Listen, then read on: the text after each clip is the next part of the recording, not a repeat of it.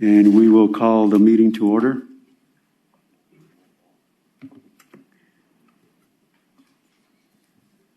To use your mic, just press until the bright green comes on. And the instructions say that if you remain 6 to 8 inches from the mic, that it will improve the quality for the viewing audience. Okay, today we have 3 members who will be attending via Zoom. I'm going to go ahead and call roll. Member Cangilosi. Here. Member Curtis. Here. Member Michael Sanchez. I'm here. Member Christopher Salcedo.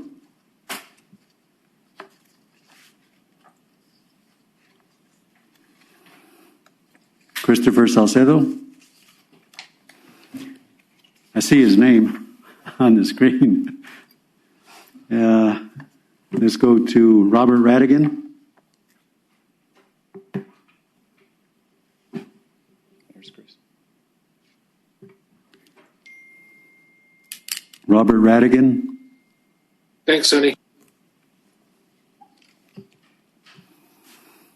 Christopher Salcedo.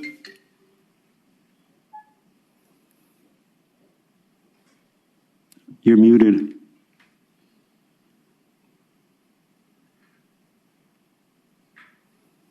Christopher, you're muted. I've asked him to unmute. Okay.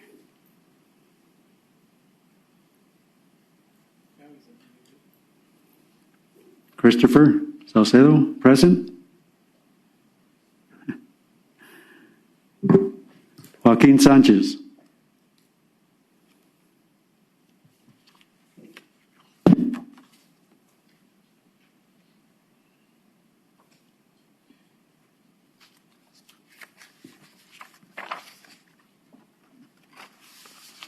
Try one more time.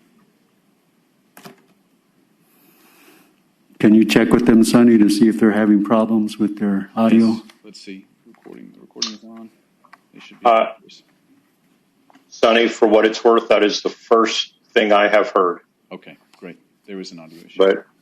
But now I hear you, and I'm assuming you can hear me. Yes, sir. Very good. Joaquin Sanchez. Present. Robert Radigan. Present. Okay, all members of the Citizen Redistricting Committee are present. Second item on the agenda is the approval of the minutes for the September 16th meeting. Have you all had an opportunity to review those minutes? Yes, sir. Is there a motion to approve the minutes as drafted? I'd move to approve the minutes as drafted. I'll second. Was that, okay, so motion by Ms. Curtis and seconded by Mr. Cangilosi to approve the minutes as written. All those in favor signify by saying aye. Aye. Aye. Is anybody opposed? Does anybody abstain? Minutes are approved unanimously. Okay, as far as the next item on the agenda are just opening remarks. I want to just announce for the audience the procedure that we will be following.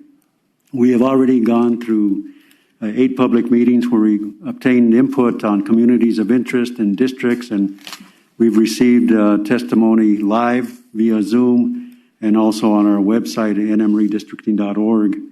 The purpose of this second round of meetings is going to be to assess the map concepts that have been pushed forward by the committee for additional public input. Those maps can be found at nmredistricting.org, and you can submit comments there, or you can testify publicly. You can bring maps to us at our location, mail them to us. And I wanted to remind you that the committee is going to have to balance legal, demographic, and geographic factors as we decide this. We have principles that we have to follow, and those are laid out in the law. The first one is that the congressional district shall be as equal in population as practicable. The way we have approached it as a committee, if you'll see our concepts, is we leave it at 0.00% deviation. That allows for some flexibility, but I think it would not go beyond 70 total people in deviation. A deviation of 0.0 is not constitutionally required in every case, but the state has to make a good faith effort to achieve it. And if it doesn't do so, it has a heavy burden of showing with some specificity that the deviations are necessary in order to serve legitimate or consistently applied legislative policies. So we ask people to try, as they propose maps, that they have them at the 0.00 deviation. The second rule is that state districts shall be substantially equal in population. No plans for state office will be considered that have a total deviation of more than 10%. To measure the deviation, you take a look at the smallest district and you compare it to the largest district and you add both deviations, and that gives you the total deviation.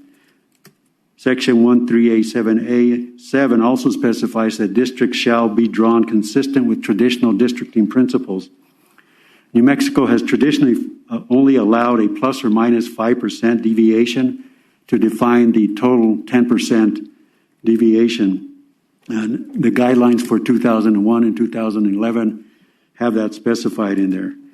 And again, absent a legal requirement or exceptional circumstances, we ask the districts be drawn in a way that do not exceed plus or minus 5%, unless you give us a legal requirement, such as a VRA requirement. Otherwise, we are going to try to submit maps that are as close as possible to a plus or minus 5% deviation. We also have to take into consideration the federal decennial census. There have been issues that have been raised about whether or not the census is correct. We've explored whether or not there's other reliable data and haven't found such data available to us. We cannot split precincts. There's one potential exception, and that's if it is impossible to comply with the Voting Rights Act. Then you might be able to split a precinct, but historically we've been able to comply with the VRA without splitting precincts. In addition, we have to try to preserve communities of interest. We have to take into consideration political and geographic boundaries, including the boundaries of Indian nations, tribes, and pueblos. And to the extent feasible, we keep and attempt to preserve the core of existing districts. It's important to know that the committee, although we have advanced concepts, we can always modify those concepts. We can, a member can today or at any other meeting move a public recommended map into the draft plans gallery. And so we continue to take a look at the maps that you are drawing, and we are commenting on those maps almost on a daily basis. But each committee member can submit criteria to research and polling. Based on a motion that is passed, they can ask research and polling to draft a different type of map to move forward for additional public comment. So the point is that we are not done adopting maps. We will not adopt maps until October 15th. And between now and then, we will take in public input and consider other potential changes to maps. Today, I'll probably have a couple of motions. So I just encourage the members, if you have any criteria you want to add or motions you want to make, you're welcome to do so, although action is not required today. If you have such a motion, please take advantage of the opportunity. We have a community liaison, Lily Irvin Vitella, who will help us with the meeting. She will call you up one at a time to testify. You'll come up to the podium to present your testimony. I do not have time limits on your presentations, although I ask you to remember that others would like to comment. And so just be respectful of the time that others may need to provide us with testimony. The last topic I wanted to talk about is that there are lots of things that make the state of New Mexico a wonderful place to live. That's why we call it the land of enchantment. And one of the many things and reasons that it is the land of enchantment is because of the multicultural, multilingual state that we live in. And during these meetings, we have invited everyone to come and participate, whether they can speak the English language proficiently or not. And if they can't speak it proficiently, I try to arrange for interpreters. We ask that everyone treat each other with respect during the course of these meetings. Avoid personal attacks on groups of people or cultures or criticisms about their language ability. And we will all get along great. The meetings have been fine so far, but it's a caution that I urge you all to take into consideration. With that, I think we are ready to move to the next item on the agenda. And Mr. Sandroff, would you like to make a presentation on congressional maps? Thank you, Mr. Chair, and members of the committee. I'm Brian Sanderoff, Research and Polling. Michael Sharp, Brittany Poss, smarter than me, doing a great job of staffing and assisting as well as many other people at Research and Polling. And so, as you noted, first we're going to briefly go over some of the congressional district plans, concepts that you have approved for public debate. Some people might agree with some may disagree, but the point is they're concepts to engage debate and find out what people's preferences are. So, as you know, we have 3 congressional districts in New Mexico. We did not gain any congressional seats during the last census cycle. The ideal population of a congressional district is 705,000 people, approximately. And so, as the chairman pointed out, in these concepts, each district will have that number, 705,000 people, 841 is the ideal, plus or minus just a handful of people. In fact, the deviations turn out to be in population between the districts 0.0%.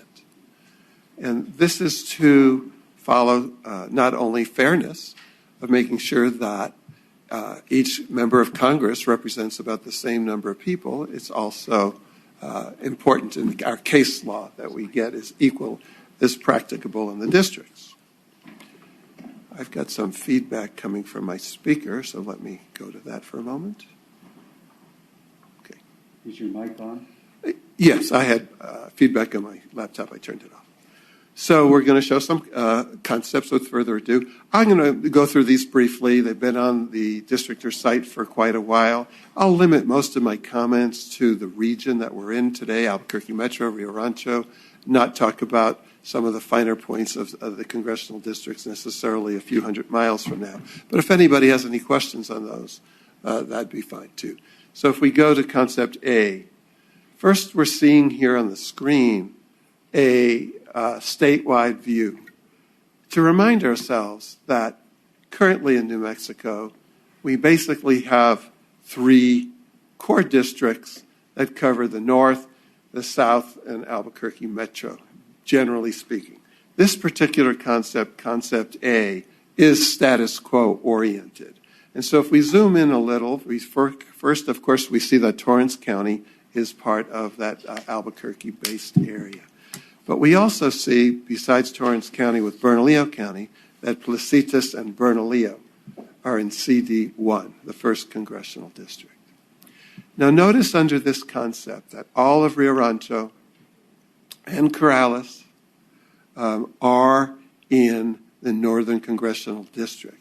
In fact, River's Edge is also in the Northern Congressional District. Currently, River's Edge is in the Albuquerque District. So here we unified even more of the Rio Rancho Corrales area, including in this particular plan, Sandia Pueblo and Algodones in that Northern Congressional District. Cibola County is in the 2nd District, as is Isleta. But again, we're not going to dwell on areas too far away from Albuquerque, and those are currently go to the Southern District. So this is a status quo-oriented plan. Rio Rancho goes in the Northern Congressional District. as does River's Edge. Okay, let's move on to concept B. And again, you see the core of the three districts, the north, the south, and Albuquerque, are basically retained. Torrance County is with Bernalillo County, Placitas, and the town of Bernalillo. Sandia Pueblo and Algodones in this plan are in the 1st Congressional District. Nearly all of Rio Rancho goes north. There are 2 Enchanted Hills precincts that actually go into the Albuquerque district. We're going to be adding a lot of new precinct splits. Hopefully we can fix that. But what happens is as you add Edgewood into Albuquerque or take Edgewood out of Albuquerque, that causes some other minor deviations within the map. But nearly all of Rio Rancho in this plan goes into the northern district. Then on concept C, again, you're seeing the core of the 3 districts staying, the north, the south. In fact, this plan is similar to concept B when it comes to the areas that we've been speaking of. So we don't need to really go much further. Concept D. Concept D is different. Here we still have the core of the districts, but notice that Albuquerque is with Santa Fe. In fact, this district includes Albuquerque, much of the East Mountains, Edgewood, Moriarty, and Santa Fe in one district. So but yet look at Rio Rancho as we sit here today, all of Rio Rancho, but even Bernalillo under this scenario end up going into the northern district. Also, if we take more of a statewide view for a moment, we see another interesting thing about this plan is that the east side and all those counties that border Oklahoma and Texas are unified. So under the other plans, you saw how northern New Mexico and southern New Mexico were split in half. Here, some of those east side counties, more of the farming, ranching interests, energy, are unified in District 2. But the core of northwestern New Mexico and the core of north central New Mexico are still concentrated in a northern district. Next plan. This plan does 2 things that are different. First, it creates an Albuquerque Rio Rancho district. CD2 retains its core, but here's something that's different. Notice the South Valley, just the unincorporated portions of it south of Bridge are included in a CD2 Southern District. When this committee traveled around the state, there was quite a bit of feedback from people who felt that the unincorporated parts of the South Valley looked more like Anthony and Sunland Park and Berlin and Veguita than they did Tanawon. But in some of those plans that they touted, and they may continue to further those plans, Albuquerque was split 3 ways and the Hispano North was split 2 ways. And many other people opposed the plan for that reason. So here's just one plan to let the debate continue where the unincorporated areas of Albuquerque in the South Valley are placed with the 2nd Congressional District. One of the weaknesses in this plan, some plans have strengths and weaknesses, is in order to make the numbers to work, Lincoln County is now placed in the Northern District because when you populate the Southern District, CD2, with so much from the South Valley, something has to give, and it has to be more than on the edges. So that would summarize that particular concept.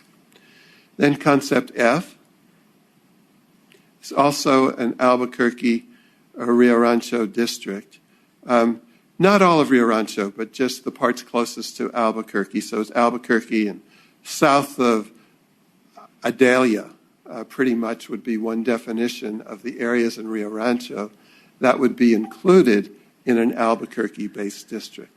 Some people said, well, what does the East Mountains have to do with Albuquerque? What about Tohashali and places like that? So in this case, it was more of an urban Albuquerque Rio Rancho, East Mountains of Albuquerque, Edgewood. They went into the Northern District under this scenario. CD2 and CD3 still retain their core. but much of Rio Rancho is included in this urban district.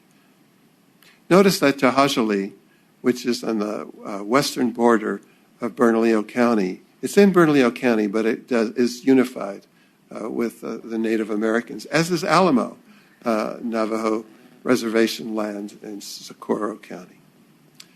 And the final concept for our review today is concept G. Herencia Cultural, a group, a nonprofit group, a community group, placed a plan on Districtor that many people were intrigued by. They used 2010 census data. We updated it with 2020 census data, had to tweak it because of that. So we'll give them credit for this plan. In this plan, all 3 congressional districts retain their core. However, the northern district, CD3, is concentrated in north central and northwestern New Mexico. Eastern New Mexico is unified in CD2. CD1 is Albuquerque, Corrales, and much of Rio Rancho, again, south of Adelia. So it is a different plan. One of the interesting aspects of this plan is, if we look at, again, a statewide view, is that the Albuquerque district is sort of a donut within the other 2. It's incorporated wholly within the north, which it happens around the nation, but it is a unique feature. So in summary, we had 3 very, very status quo-oriented plans, and then an Albuquerque Santa Fe, and then a couple concepts where we created more of an urban base in these CRC concepts. Thank you, Brian. Let's go to public testimony. Anything relating to congressional maps? Mr. Shallow will be coming up next. There we go. It's turned on now. Thank you. Thank you. It's great to be here. Thank you for coming to Sandoval County today. So it's great to have you guys in our county. Thank you for having us. My name's Jerry Shallow. I'm with the Rio Rancho Regional Chamber of Commerce, and we took a look at these different congressional maps. And the biggest concern with these are outside of really the first map. It splits Rio Rancho up, and it really separates the city. There is looks like an approach to split Rio Rancho in different directions, whereas, it's the 3rd largest city in the state, should be recognized as that and be kept whole.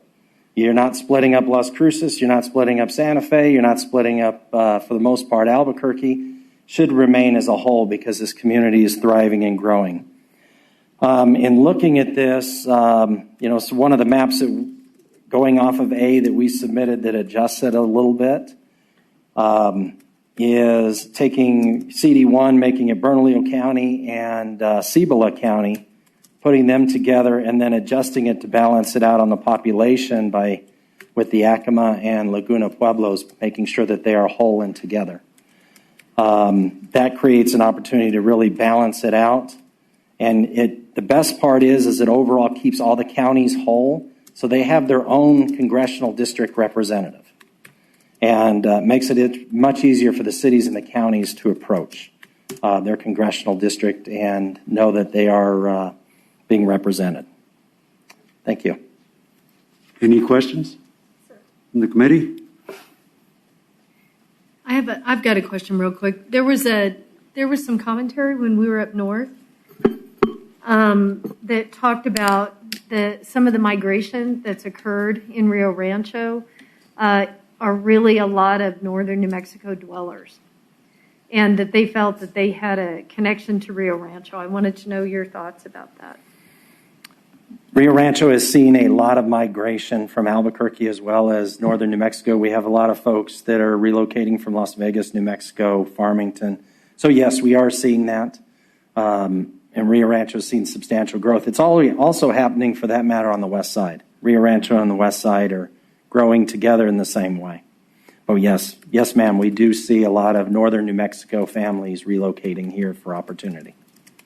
Since we have, Mr. Shallow, since we have a problem with population distribution, and we're trying to figure out how to fix those population issues, and Rio Rancho has grown so much along with the west side, You know, I think what you were telling us, I just want to make sure I understood you, was that you were saying that we should take Bernalillo County in whole and Cibola in whole and take them out of the district that Rio Rancho was in. Is that right? Putting them together in CD1. So both of them in CD1 with some slight adjustments reaching over the county into the other counties surrounding that Laguna and Acoma Pueblo reach over into. So that we're keeping the Pueblos whole. Okay, thank you. Thank you. Thank you. Anyone else on congressional maps? Ms. Price?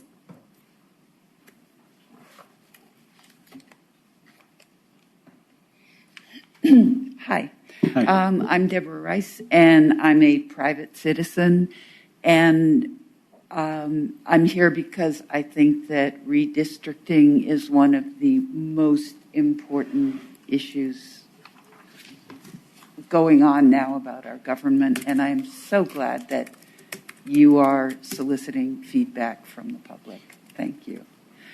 As we redraw the state's district maps, we must, of course, honor traditional redistricting principles such as preservation of communities of interest. It's also of key importance in these divided times that we avoid creating districts which are rudely distanced from each other in outlook and opinion, and thereby, one, aggravate the divisions and divisiveness between sections of our state, and two, whether we wanted to or not, end up drafting partisan voting blocks. So that's just my 2 cents that I hope you'll consider. To me, congressional district map concepts D and G seem to further divisiveness and would be best avoided. And that's because D has urban versus rural, and G has the sort of south and east against the north and urban. That's all. Excuse me, was that B as in boy or D as in dog? D as in dog. Okay.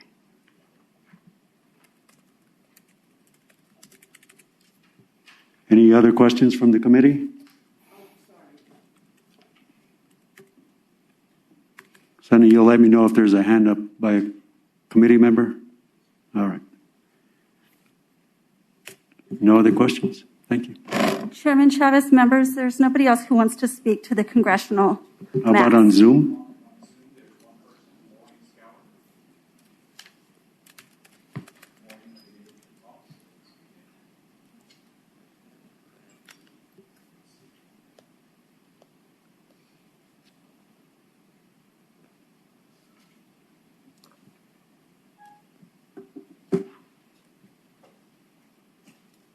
I've been asked to unmute. Should I go ahead? This is Martin Scourin.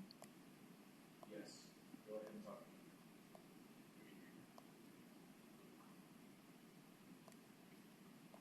Is this sound? Now.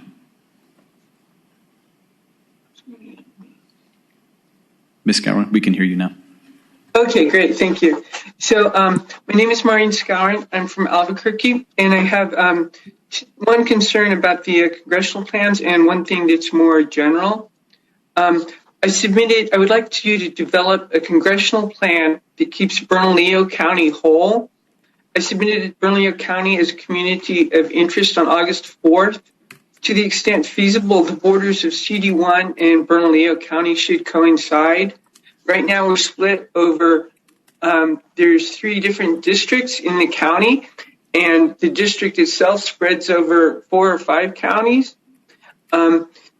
This maybe is seriously challenged, but I think it's worth the effort. What the gentleman said earlier about possibly combining Bernalillo County and Cibola County, if that would keep both counties whole, I think that's one idea worth pursuing. There's a number of ways this could be done.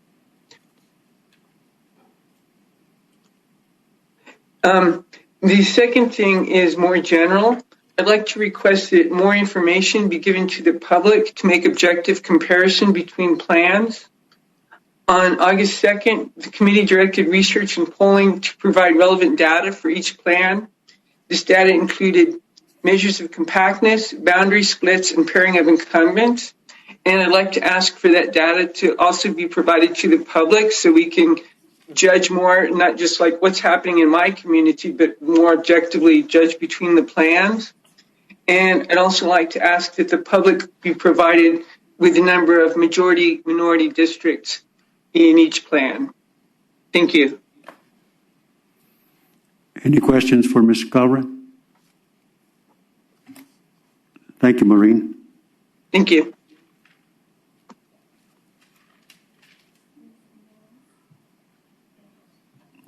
Okay, shall we go to Senate?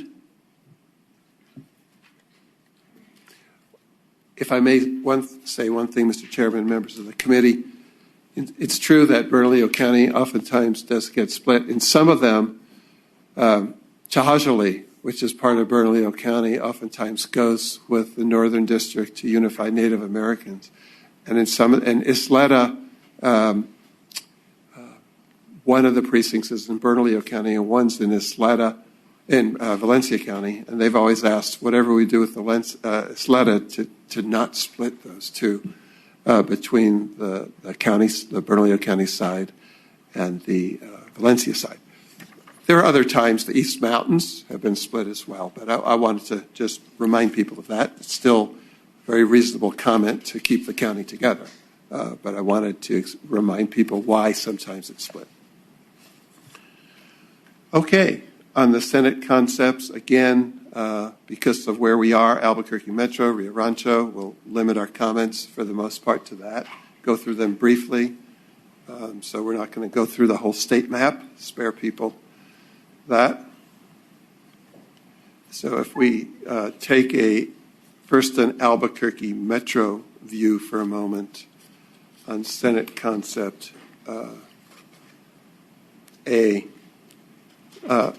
One of the things perhaps we heard more than anything in our travels on the West Mesa and in Albuquerque was about the international district in Albuquerque, that people defined it as a distinct community of interest. The boundaries were defined roughly as San Mateo to Wyoming and Lomas to Gibson. And so in all of the concepts that we've drawn, we honor those boundaries. And of course, in a Senate district, you have to have 50,000 people. In a House district, you have to have about 30,000 people. And so you do go beyond the boundaries, and you can see there how I-40 is also set as a boundary on the northern end of that international district. If you could put the district numbers on it, perhaps. Another thing that we heard a lot at West Mesa and throughout Albuquerque is that people saw a different community of interest between the North Valley and the West Side.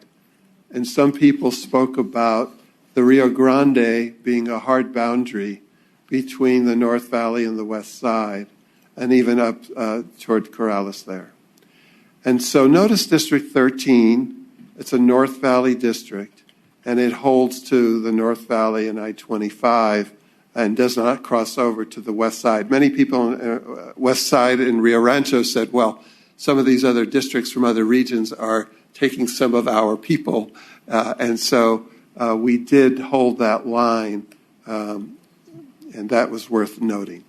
We start in the South Valley, which is, again, west of the river. What started happening is District 14, 11, 26, they started shifting a little northward to move toward the additional population and the population growth. District 10 was a North Valley, West Side, Rio Rancho district.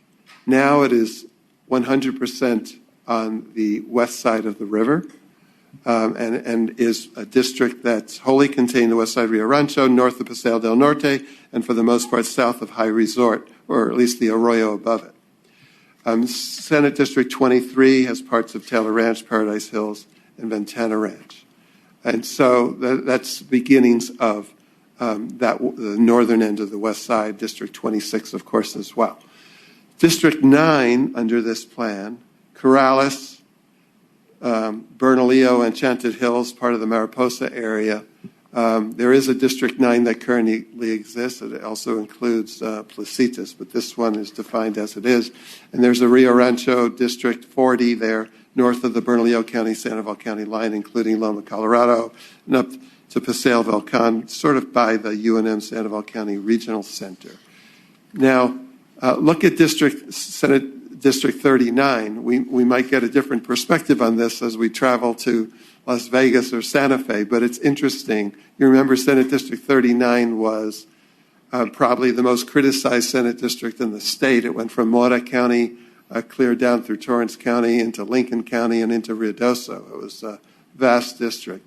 So under this plan, and when you think about Albuquerque Metro, you also think about the whole state. But under this particular plan, a district that was created that included mountain communities, very concerned about environmental issues, from Placitas to El Dorado to Pecos. And it also made Senate District 39 become a district that was much more compact. In other plans, Placitas stays with the Rio Rancho Albuquerque metro area, but this was one concept that was different. Okay, in Senate B,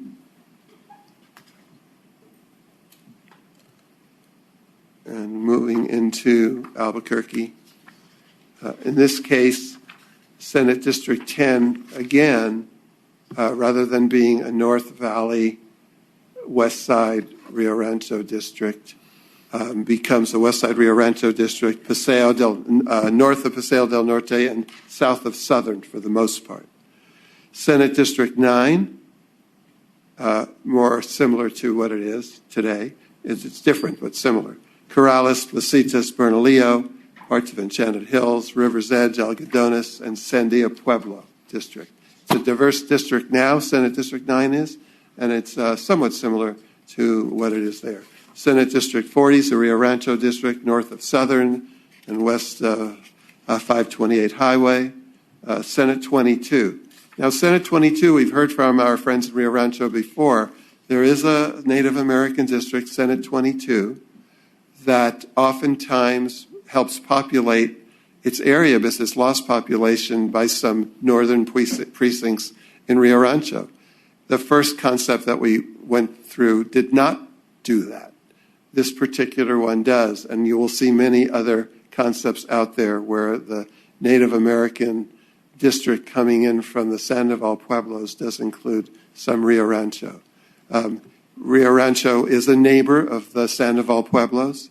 Santa Ana Casino and Santa Ana Pueblo and the others are neighbors across the highway. And there are plans where you'll find that a few Rio Rancho precincts are included in Senate 22. In Senate A, that was not the case. Concept C, similar to Concept B in the Rio Rancho area, but one of the differences in Concept C is on the west side. Notice that Senate 26 becomes a Coors Boulevard corridor district from I-40 to Paseo del Norte, so it includes the Ladera and parts of the Taylor Ranch area, 26. Then 23 stays west of Coors to allow for that Coors Boulevard district, and then District 10 still stays out of the North Valley and becomes the west side Rio Rancho district. So with that, there's a summary of the Senate concepts.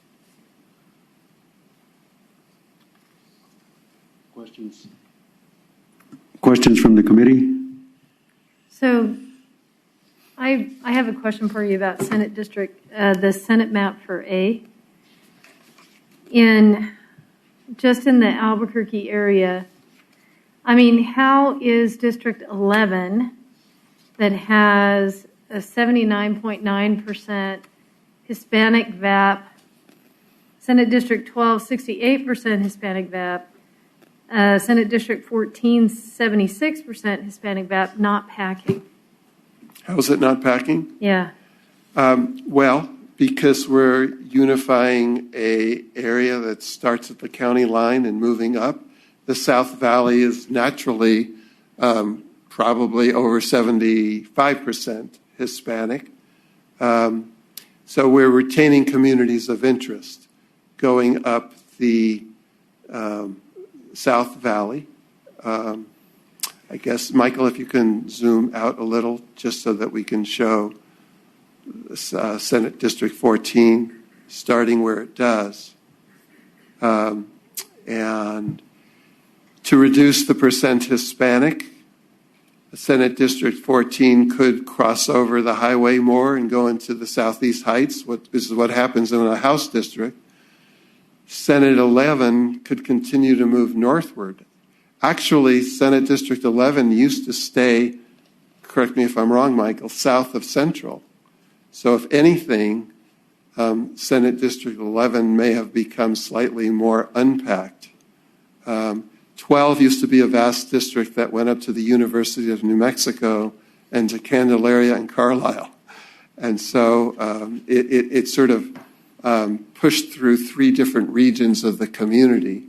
Now can I stop you there, right there? Because that's exactly one of my questions. So, like 12 has a 68% Hispanic VAP, but 16 right next to it has a 30.9% Hispanic VAP. I mean, why wouldn't you make that, more of an equal? Well, that's Mr. Chairman, Committee Member Curtis, that's a good question, because 16 is the university area and it's primarily white. And so as you start moving that way, you're not necessarily increasing the percent Hispanic in 16. But if you move 16 down into 12, you're going to increase the number of Hispanic voters, right? Am I just understanding it correctly? If you moved 16 toward the South Valley, you would increase the percent Hispanic. Yes, you would. You might be moving into an area with a different community of interest. Notice how in District 12 it crosses over the interstate. Michael, correct me if I'm wrong. And, that's the Kirtland addition. That was an attempt to unify some of the African-American neighborhoods on both sides of the South Broadway area and the Kirtland addition. But if we started moving 12 to 16, and 16 might move into the International District, and so they're not packed, but they are compact in their region. And I guess that's my best answer. Okay, I appreciate the response, and I don't know if any other committee members have questions. If I just probably shouldn't say any more, but 16 is more of a Anglo student professor type district, law school, hospital, and 12 and 14, 11 are more of South Valley districts. So. Mr. Chairman, just a quick question. Yes. I'm not sure I understand what Member Curtis is referring to, but maybe she can clarify it. Are you talking about moving 16 further east and pushing 12 into 16? I think my question was really, when I start looking at the percentages in Districtor, right?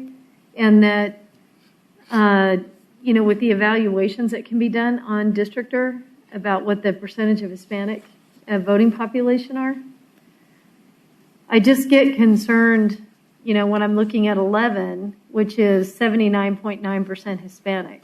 But then there are districts around it that have 30% Hispanic votes. Right? So I was just concerned about the packing issue. That was really the subject of my question.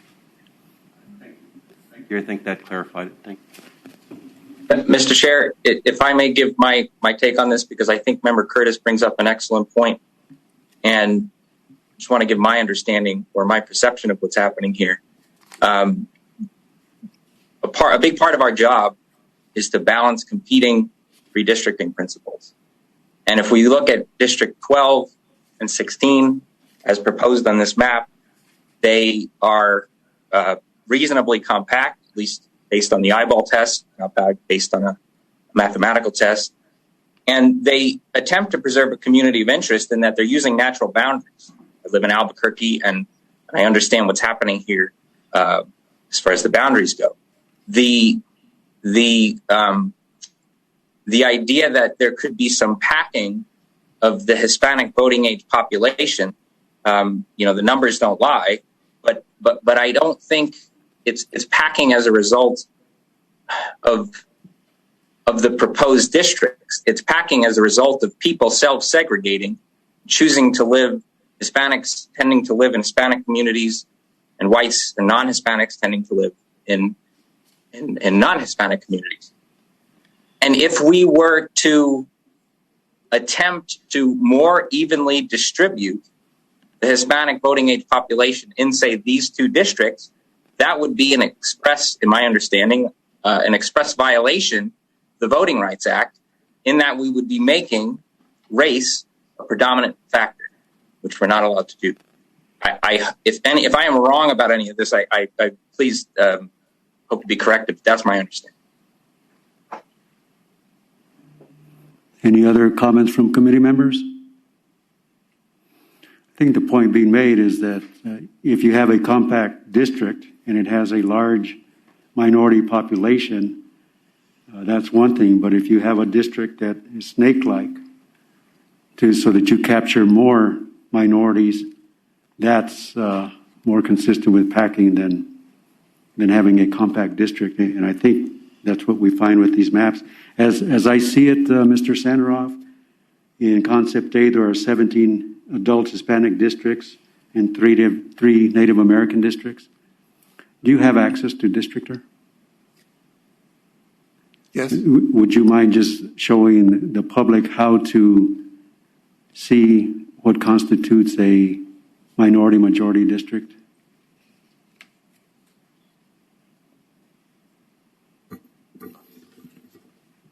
Mr. Chair, I'll go ahead and answer that real quick. So with respect to Districtor, in terms of evaluating the majority-minority districts, there's a tab on the right under Evaluation. So you have 3 tabs across on the right: Population, Data Layers, and Evaluation. And if you're looking at voting age, race, and ethnicity, you can expand that drop down and you can see the districts and the Hispanic voting age population. This first column, you can actually choose the columns. You can choose Hispanic, Native American, white, and so on. And then they are gray-scaled, so the darker the color, the larger the minority population within that district. So it's within the population tab. Lily, is anyone to testify about Senate maps? Not that's in the gallery, sir. Sonny, anybody online? Nobody has their We have hand a lot up of folks who want to talk about the House, though. Okay. Oh, did you? Sorry, Mr. Shower.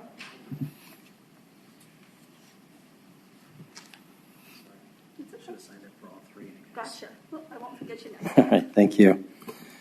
Mr. Chair, committee members, thank you. So in review of this for the West Side and Sandoval County, looking at these, the Map A is the most appropriate that is out there for us. The only difference is that we would recommend is, matter of fact, we do appreciate that the West stays West and the East stays East. What we experience on the West Side is we are outdistancing. We have a lot more people moving here than we have job creation. So and what we've got to work on is job creation west of the river. So it really creates a cohesive value for the entire West Side to create ways to improve job creation and economic development on this side of the river to reduce the bridge exposure. But from these maps here, A looks the best overall. The only alteration and change is District 10 is taking the Albuquerque portion of that and putting that with District 9, leaving 23 alone, and then moving 10 up, and then taking the Rio Rancho portion of District 9 out. So 40 shifts north, picks up all of Rio Rancho. And District 10 is a full Rio Rancho district. Rio Rancho has 105,000 people. Each district is supposed to be 50,000 folks. Rio Rancho should have 2 full Senate districts. In saying this, and the reason why 9 is a better fit in the Cottonwood area is in that area there's a lot of folks that also own horses, etc. But beyond that, Cibola High School, Corrales residents go to Cibola High School, and this area would include Cibola High School. So there, it keeps the district the same.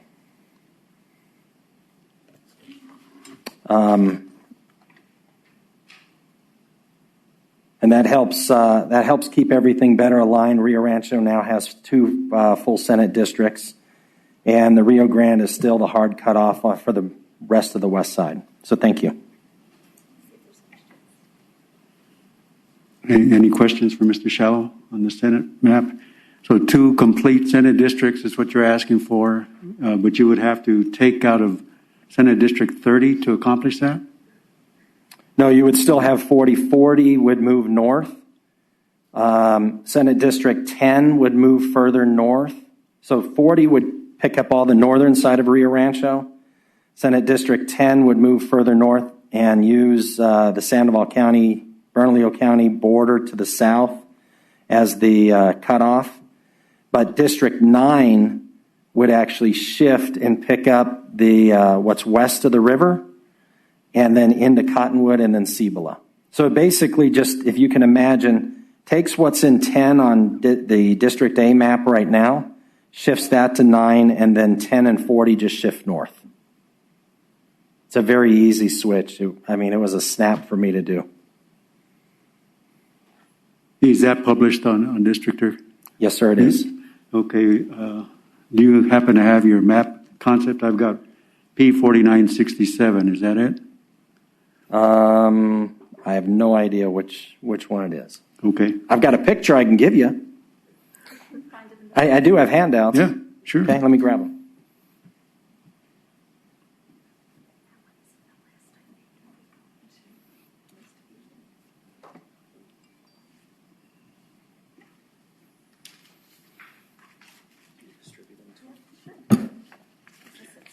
Can you pull up P4967?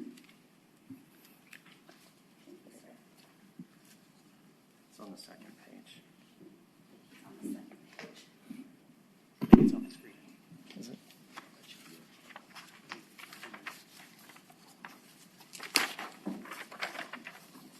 Yep. Yes, sir, that is the one.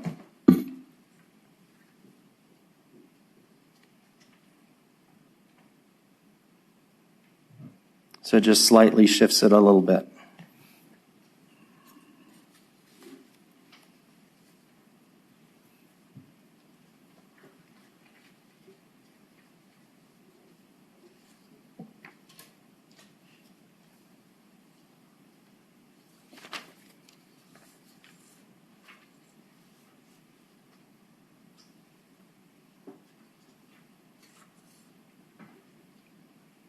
So we're looking at it on Districtor? Okay. And they take the influential district and they reduce it from 30 plus to 2%. Is there any way of trying to fix that? Brian, I don't want you to do it on the spot if you can, but. Are the populations in line for 22?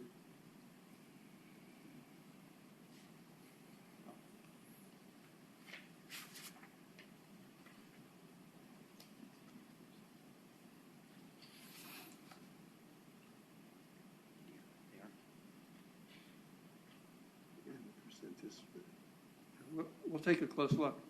Okay. Any other questions? Thank you, sir. Thank you.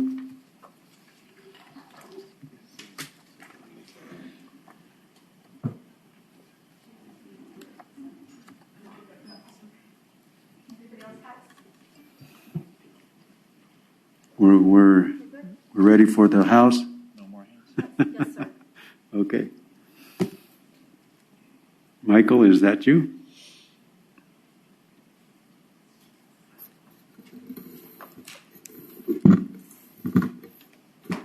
Thank you, Mr. Chair.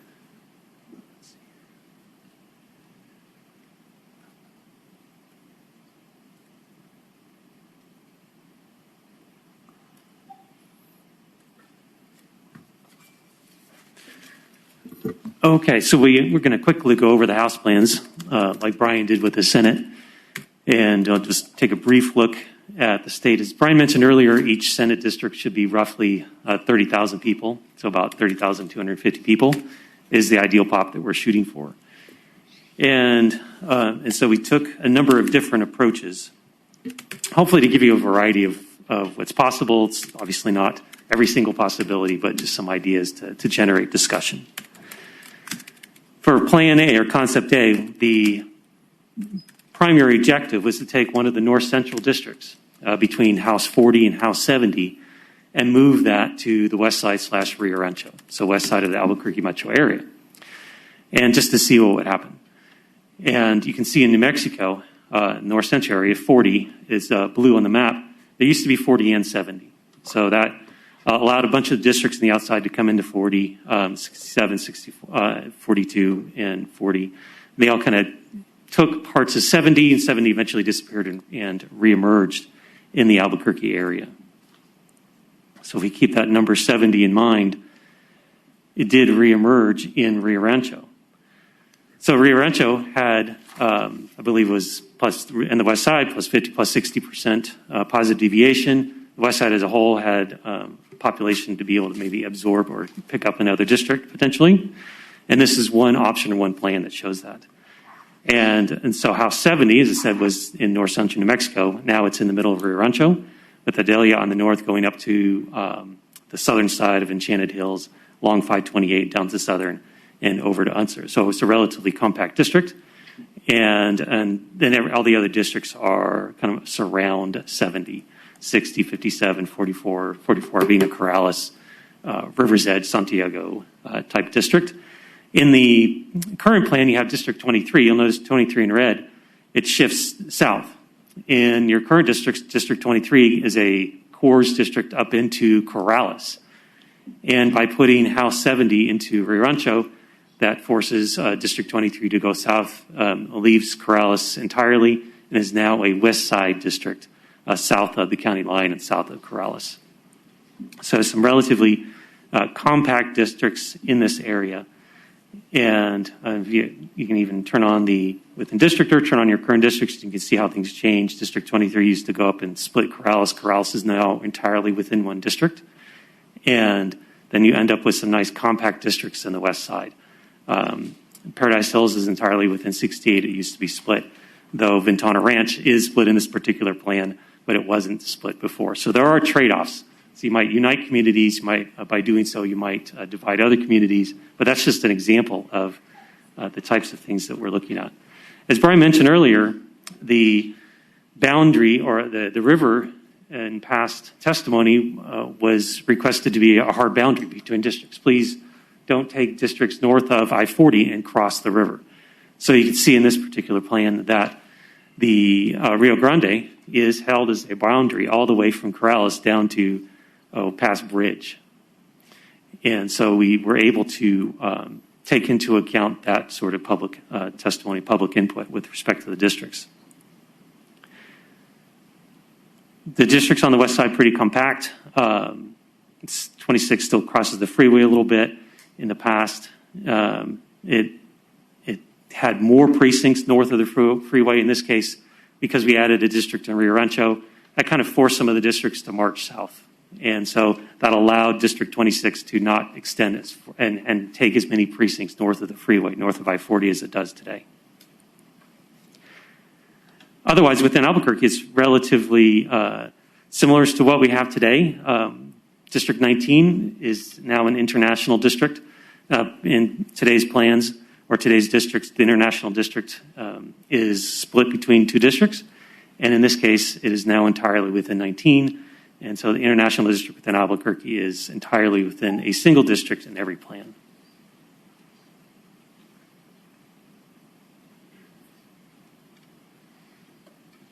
Okay, we can move on to Concept B.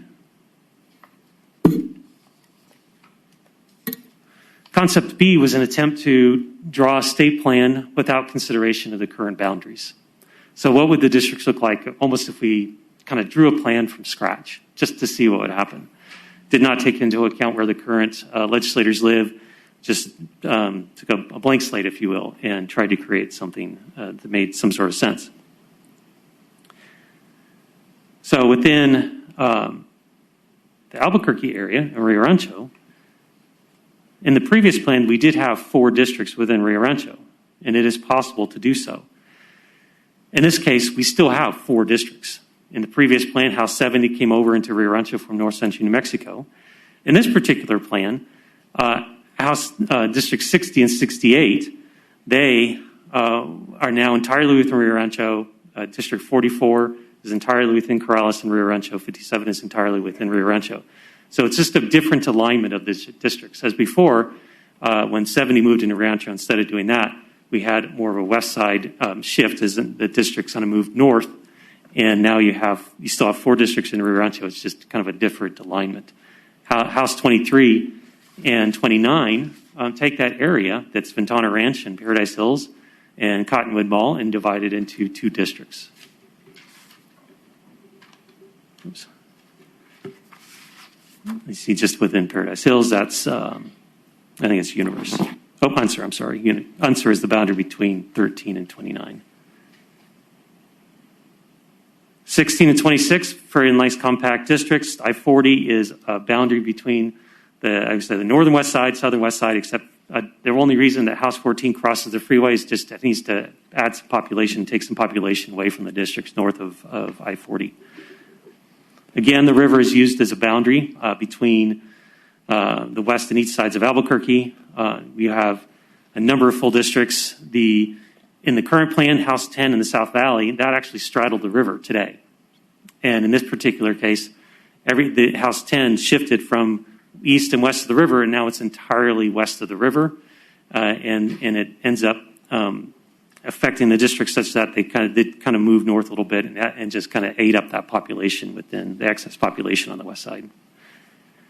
Within Albuquerque, I-25 is used as a common boundary or a hard boundary between districts on east and west of I-25. And I-40 in the Heights, Southeast Heights, and the Gateway area is also used as a boundary between districts. And again, the International District is entirely within House 19. One other thing to note within the House plan is that the East Mountains, Edgewood, and Moriarty are all within a single district. In the current plan, they are in 3 different districts. And so it was interesting to see that it is possible to create an East Mountain, Edgewood, Moriarty district.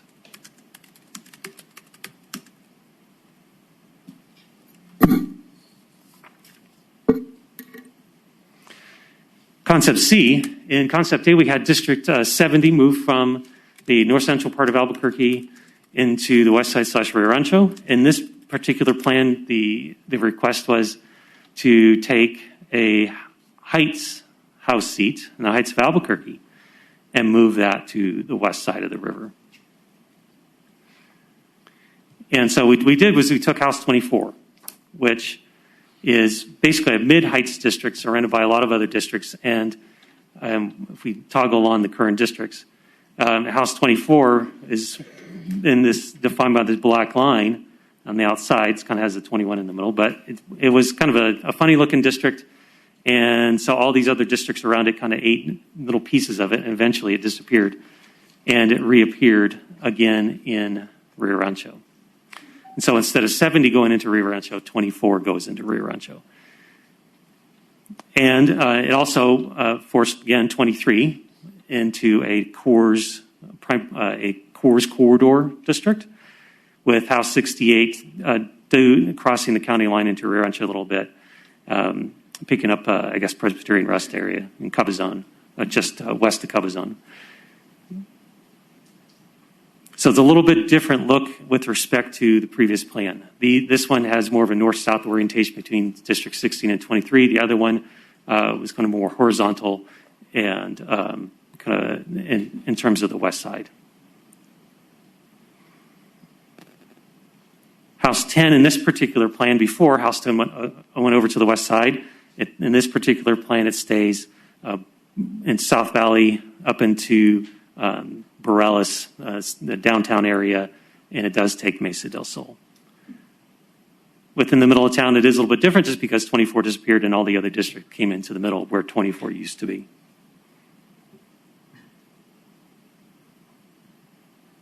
Oops. Michael? Mr. Chair. Somebody is actually transcribing this meeting, and they've asked for a break. Okay. So if we could do that, let's take like 10 minutes.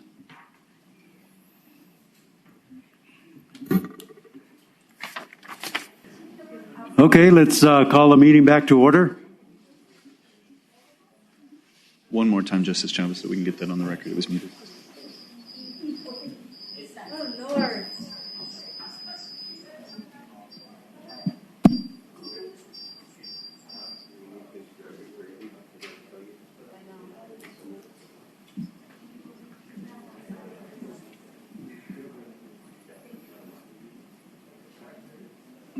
I got spammed on Facebook.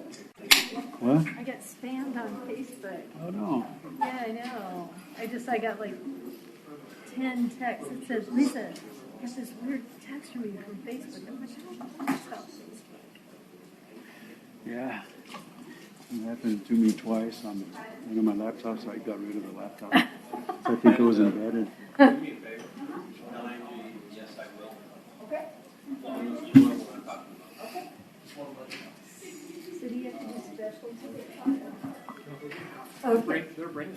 Transcribers ready, Sonny? That was like, you had to be using like really fat milk and great whatever. Michael, you ready? Okay.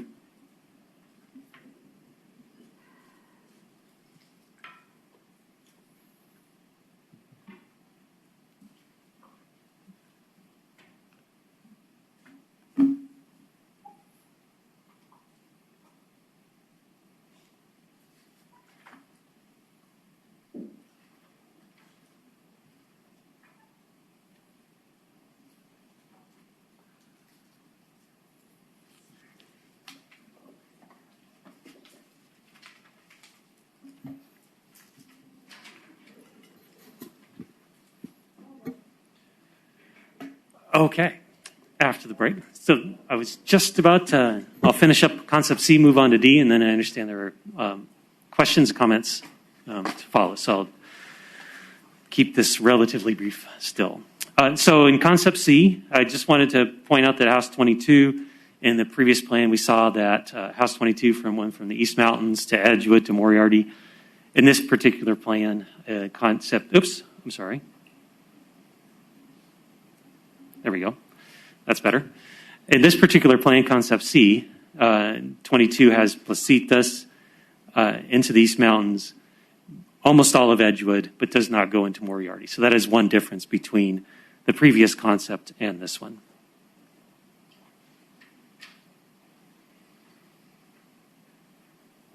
Oops.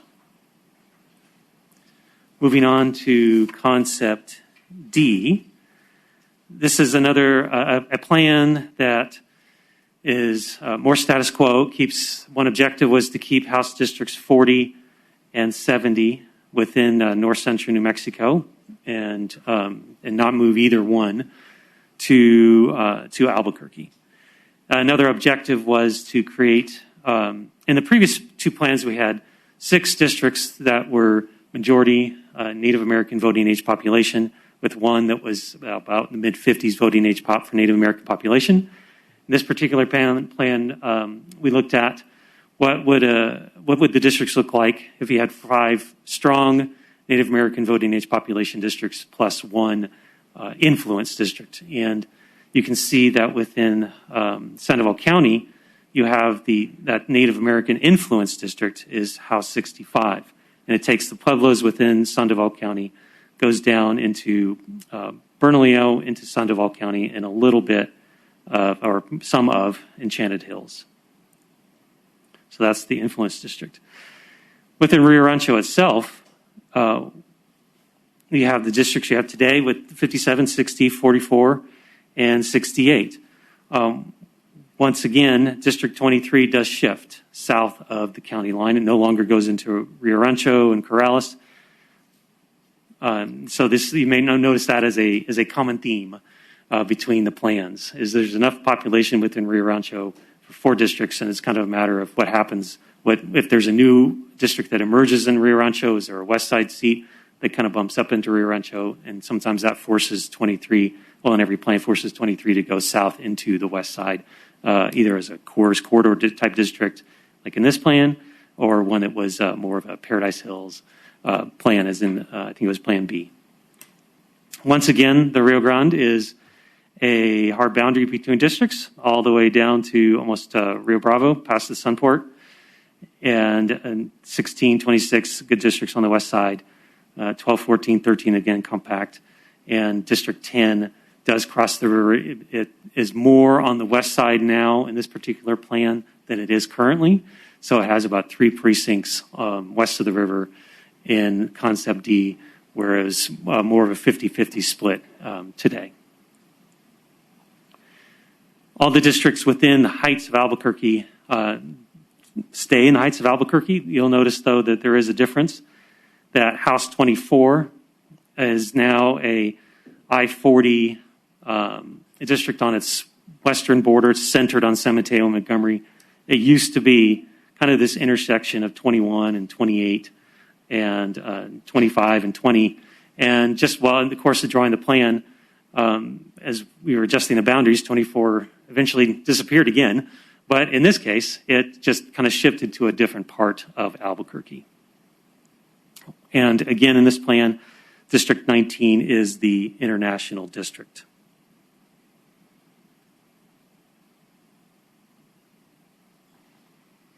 And House 22, if we're talking about the Albuquerque metro area, it is most of the East Mountains, Moriarty, but it does not have Edgewood. In the previous plan, it was East Mountains plus Placitas with Edgewood.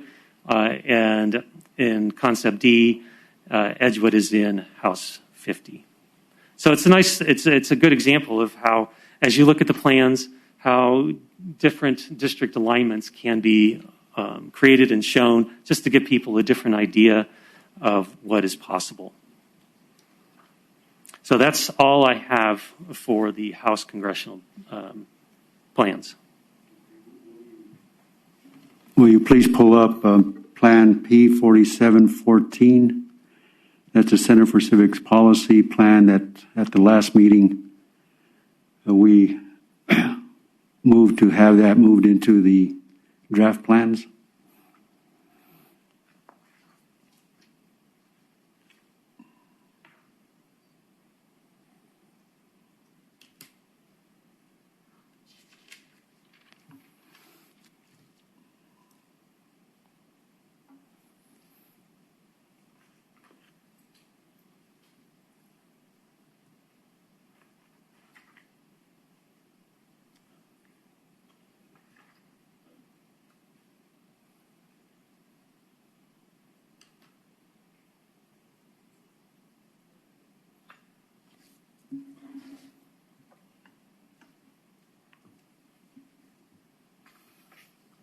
Would you please put the numbers on them?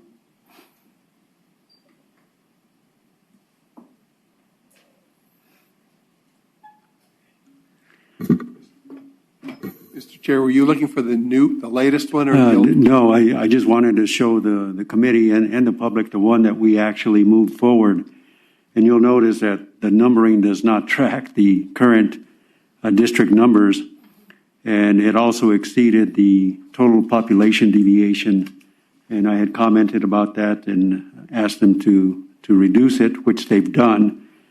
And they have just this morning, at least I saw it this morning, it may have been published last night, but P4968 is the new map that they have made the adjustments, and they've also renumbered the districts. So it's a lot easier to compare apples to apples now. They brought the deviation under 10%. They still have a... I think it just came up in the gallery.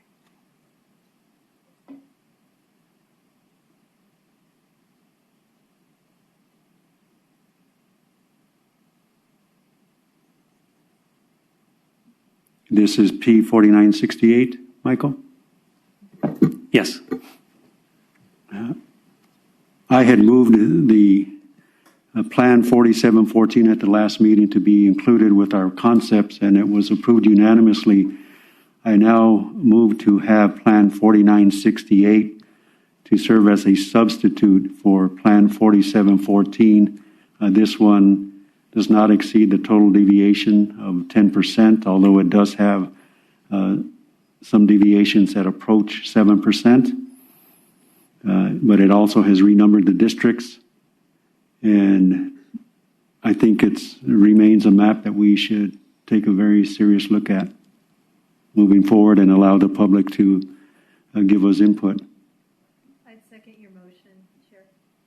Thank you. Any discussion on the motion? I saw your, Mr. Chair, I would say, I saw your comments and had the same problem. I couldn't follow. Pardon the interruption, Member Curtis. Can you speak a little closer to the microphone? You know what? I could turn my mic on, which would be really helpful, huh? Sorry. I saw the comments, Mr. Chair, that you made in Districtor or in our website. And I appreciate the motion because I was really struggling since the actual district numbers were not matching. So I think this is a good decision because it allows us to be able to follow what's going on. Any other discussion on the motion?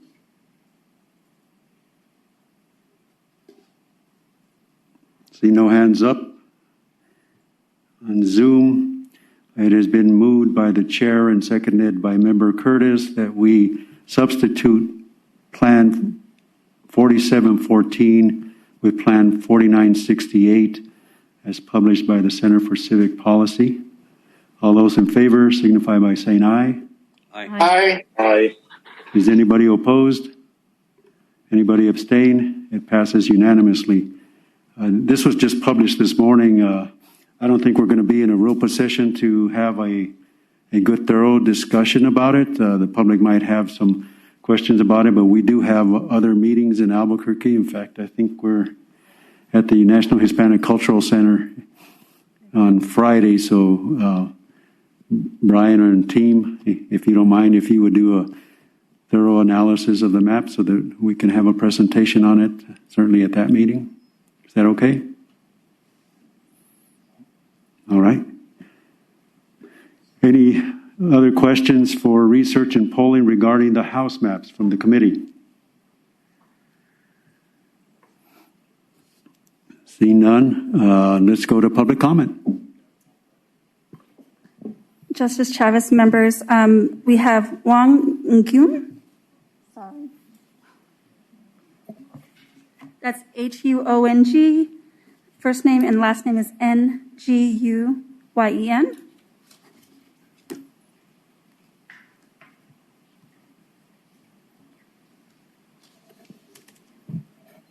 Hello, can you hear me? Yes. Thank you. Nice to see you in person. Yeah, thank you. Hi everyone. My name is Huong Nguyen, and I'm with New Mexico Asian Family Center and also the People's Power, People's Map campaign. I would like to ask the committee to accept the House Concept E that you just talked about. And it is like proposed and submitted by the Center for Civic Policy.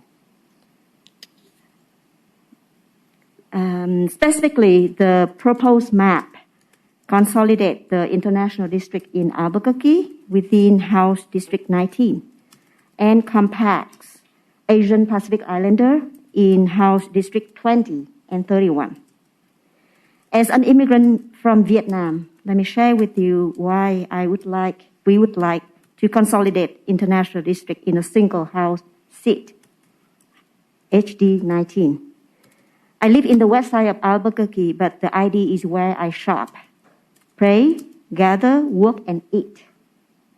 Vạn Hạnh Temple, Quang Minh, Hội Phước Temple, Talin Market, 99 Seafood Market, Coda Bakery, UNM Southeast High Clinic, Highland Pool.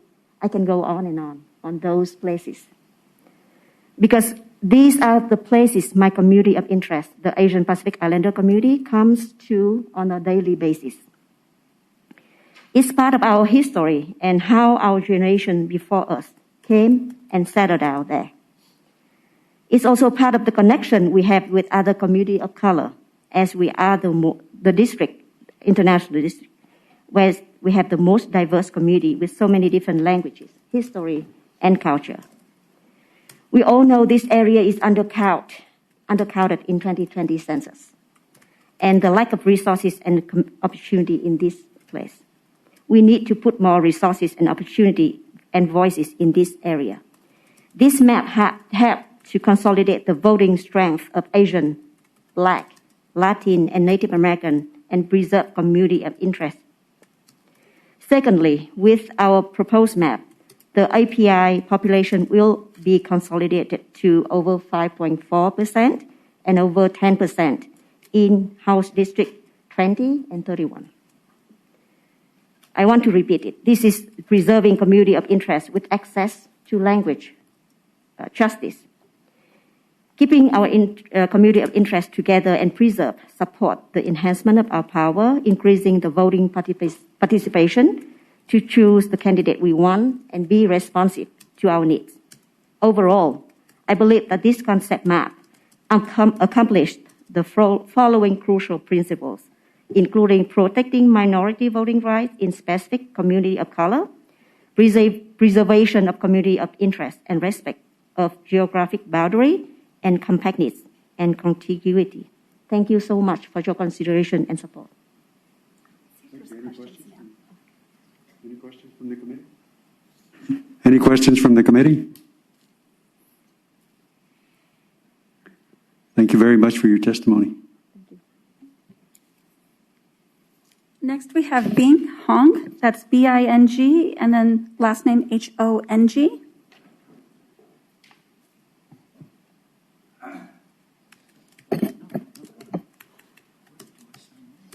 Hello. Oh. Hi. Good afternoon, members of the committee. Thank you for having me here. My name is Bing, and I have been lived in Albuquerque for 11 years. I just got my legal permanent residency this year, last month actually. So, Congratulations. Thank you. Yeah. So I'm happy to be here, and thank you for having me here. So I'm here basically supporting the concept E brought up by CCP, Center for Civic Policy. So I'm supporting this map for three reasons. And the major, I will be focusing on the three districts, the District 19, 20, and the 31. So those three areas, we have a higher representation of API population over there. However, the highest is still like 11, 12%.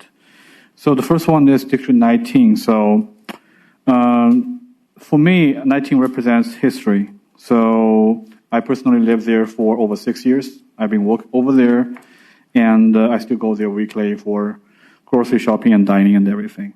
So thanks to refugees and also the immigrants before me, and with their hard working, so I'm still able to find to comfort my soul and my stomach over there. So, however, the other thing is that I hope we can keep the boundary broad by that map. The major reason is that I hope we can preserve the history, the diversity over that area. And I know that area is pretty understaffed, on public servants, and also we are facing a population loss. So I really hope the future, the legislators, the councilmen over there can work to bring that district back, because I think that's the only international district with a pretty good, I would say, Asian elements in the background across the whole state. And I would like to keep, to see that district being kept, as a whole. And the second one is also the District 20. So 20 is the southeast area, which we are witnessing a steadily increasing of Asian population over there. Like Juan just mentioned, at some point we witnessed over about 10% of students at Manzano Mesa Elementary School. However, the population count of people, the API is lower than that amount. So I feel it's kind of weird. However, there must be some reason for that. I think this represents, a future, a solidarity, in that area, because we like to hope to see. I personally hope to see we can have a steadily increase, API population over there, and this will somehow can encourage people to step out to vote. And I think in an area with a little bit more Asian population, the whole atmosphere of voting might change a little bit. So this might be a good sign as well. And the last one is District 31. So I think that area represents the reality, because I think that 31 in that map is a pretty well-established community, I would say, northeast area. And we have a lot of API population eventually move there permanently. And they contribute a lot to the tax, and everything. I know there's not too much direct relation between that one and the school district, but happen in that area, we have a pretty nice public schools. People would like to keep still that area together, so potentially in the future the school can still be great. So, and in that area we have a relatively higher presentation of Asian API over there, which is close to 12%. So overall, I think to preserve our historical area, which is District 19, and remain united for 20 and 31, I hope the committee can accept this concept. Thank you very much. Any questions? I have a question. Yes. I have a question for you. So because obviously these plans are going to be in place for 10 years. Right. What are you ascribing the increase in Asian population to in the areas outside of the international district? Come again, I'm sorry, I missed the second part. So if I heard you correctly, right. I understood you to say that the Asian population percentages are increasing right. in the other districts, not just 19. Is that right? In the other, yes. That's my personal experience, yes. And we have some data to support that, but I need to dig that, yeah. And since these maps are going to be around for 10 years, right. I just wanted to know why you think the Asian population is increasing in that area based on your experience in those communities. I think one of the major reasons is that many people do move into Albuquerque outside the state, right? So I personally have witnessed many people moving from California. Many API population moving from there. And those two areas probably is the one people will buy a house and will rent a house over there. Yeah. Does that answer the question? It does. Yeah. Just that's one of the part reason people, new immigrants, they also talk with each other, right? It's a pretty small circle. So people, where do you rent a house? Where do you eventually buy a house? So people might make some similar decisions eventually. Yeah. Okay, thank you. Yeah. Any other questions? Thank you, Mr. Ong. Thank you very much.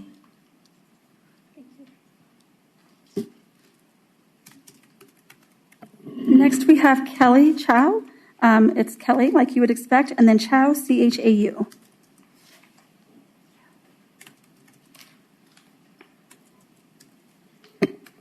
Hi, my name is Tu Chow. I am an immigrant, and I am living in House District 20, a new district with increasing high API population, and also very close to the House District 19, where all the people in my community, my family, my friends belong to. I'm here today as part of New Mexico Asian Family Center and People's Power, People's Map campaign to advocate for House Concept E, Center for Civic Policy. I'm advocate for the consolidations of the international district into House District 19. As we know, House District 19 is the most diverse in terms of language, culture, ethnicity, and communities of which we are the one. Statistically, it seems like some API have moved out of the international district, but there's a lot of important places in the international district where our community comes together for celebrations and traditional such as community centers, churches, temples, and such that all still in this area. Our people still interact and still come back a lot to socialize. My family always come here to celebrate the Lunar New Year, fall festivals. We take our children to study our native languages. In this area, we shop a lot at Asian markets, and many families gathering are at the API cuisine restaurants. With the businesses and services still offered for API community in this area, like public services, healthcare, housing services, jobs, and things like that. Without our representation, our voice may be ignored, and there will be no representation in terms of languages support, translation for us. And this will also protect our minority voting rights. I would like you to keep the Asian community, especially my Vietnamese community, together in the International District to be a part of House District 19 as proposed map by the Center of Civic Policy, CCP. We want to have our representation and we want our community needs to be heard. Thank you. Thank you. Michael, can you zoom into District 31? Just want to get a sense for where that's located here on this map. Okay. Yeah, I see that.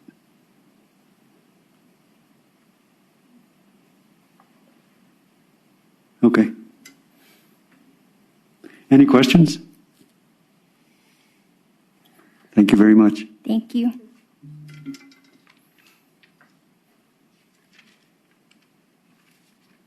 Next, we have Sachi Vatasa. That's my spelling. S-A-C-H-I, and then last name, I think, is V-A-T-A-S-A. Or W. You corrected. Thank you. Thank you, Mr. Chair and members of the committee. My name is Sachi Watase. That's spelled S-A-C-H-I-W-A-T-A-S-E. I am the executive director of the New Mexico Asian Family Center. I'm here wearing a few hats, one as a community-based organizational representative, an advocate, one as a member of the People's Power, People's Map campaign, which you are currently looking at, and as a constituent advocating to preserve and amplify equitable power for my communities. I'm a strong supporter of House Concept E proposed by the Center for Civic Policy. Within this proposed concept, I will tell you why Map 1 of House Concept E outlining House District 19 is particularly powerful and important to me and my communities. I grew up in House District 19. I found and grew to understand the meaning and heritage of home through being rerouted there, living, shopping, dancing, playing, and gathering in House District 19. I learned how to exist in the duality of being American and Japanese. It was the one place where not only did I find people who looked like me and my family, I also found a multiracial vibrancy that taught me about the power of heritage, culture, language, food, and the deep histories of Black, Indigenous people of color that make up the intricate, unique, and dynamic fabric of our state. This district deserves fair representation that allows for Black, Indigenous people of color, including immigrants and refugees, and people with limited English proficiency, to have meaningful, true political power. It will also strengthen and maintain our collective cross-racial solidarity and movement building. We deserve to be seen and for our roots and stories to be honored. We are able to do this when we are given the equitable political access and weight that we deserve. House Concept E from the Center for Civic Policy and the People's Power, People's Maps campaign will protect minority voting rights, keep our communities together and thriving, and protect the agency and power that all New Mexicans deserve to have when making decisions on behalf of their own families, children, and futures. Thank you, and I'll stand for questions. Questions from the committee? Thank you very much. Thank you.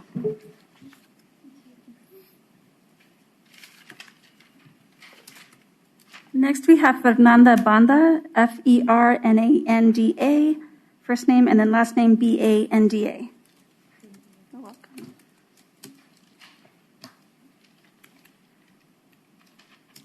Hi, everybody.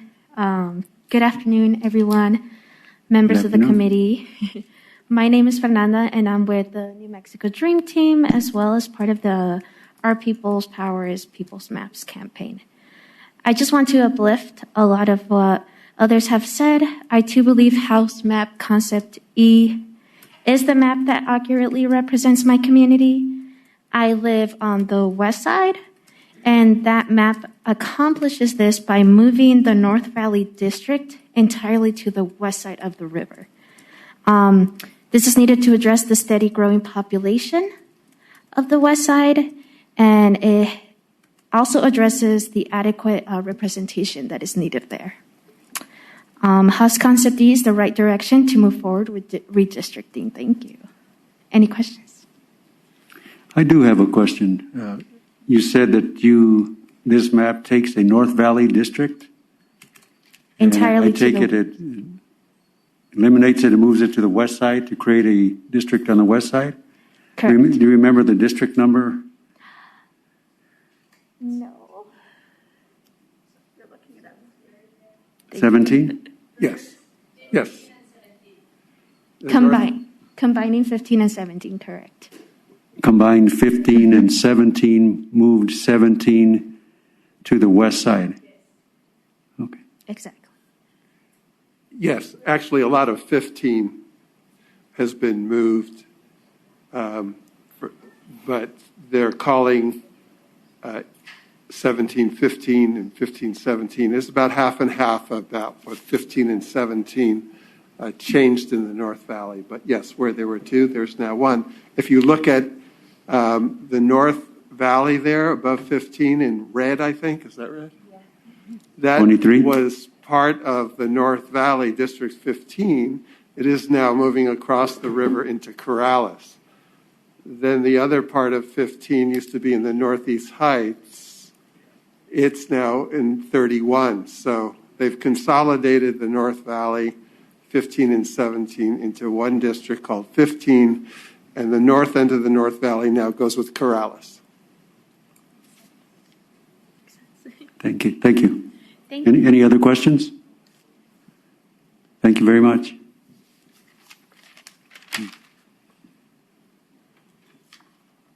Next, we have Felipe Rodriguez Jr., and then later he'll be interpreting for several folks as well.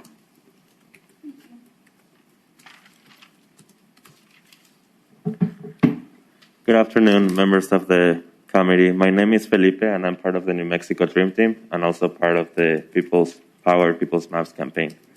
I came to the U.S. 10 years ago, and for most of that time, I was undocumented. I was able to become a resident last year, and I like to think of Albuquerque as my home since I found a welcoming community here. But going through that experience made me understand what it feels like to not being represented and to have systemic problems in our maps and in our government, silent my voice and silent the voice of my community. That's why, and from that experience, I get the courage to participate in campaigns such as ours that make sure everyone in our community has a fair representation and the power to speak up. I would like to also advocate for Map Concept E. Like a lot of my peers have mentioned, the map consolidates the power of many immigrant and communities of color in the International District in District 19. And also brings out the power of many brown communities in the west side, in the part of our city that is growing the fastest by putting the two districts just mentioned in the west side. We believe that this is the map that is going to give us, like I said, a fair representation. And as someone whose parents live in the International District and the rest of my family lives in the west side, as you will hear soon, it's very important to me. Please support Map Concept D and make sure all of our communities have the power to participate in our government. and I will interpret for a few people coming up that will testify in Spanish. Okay, any questions? Any questions for Mr. Rodriguez? Thank you. For your interpretation, are you going to do it consecutive, I assume? Yeah. Okay. Great. The first person signed in was Susana Romero.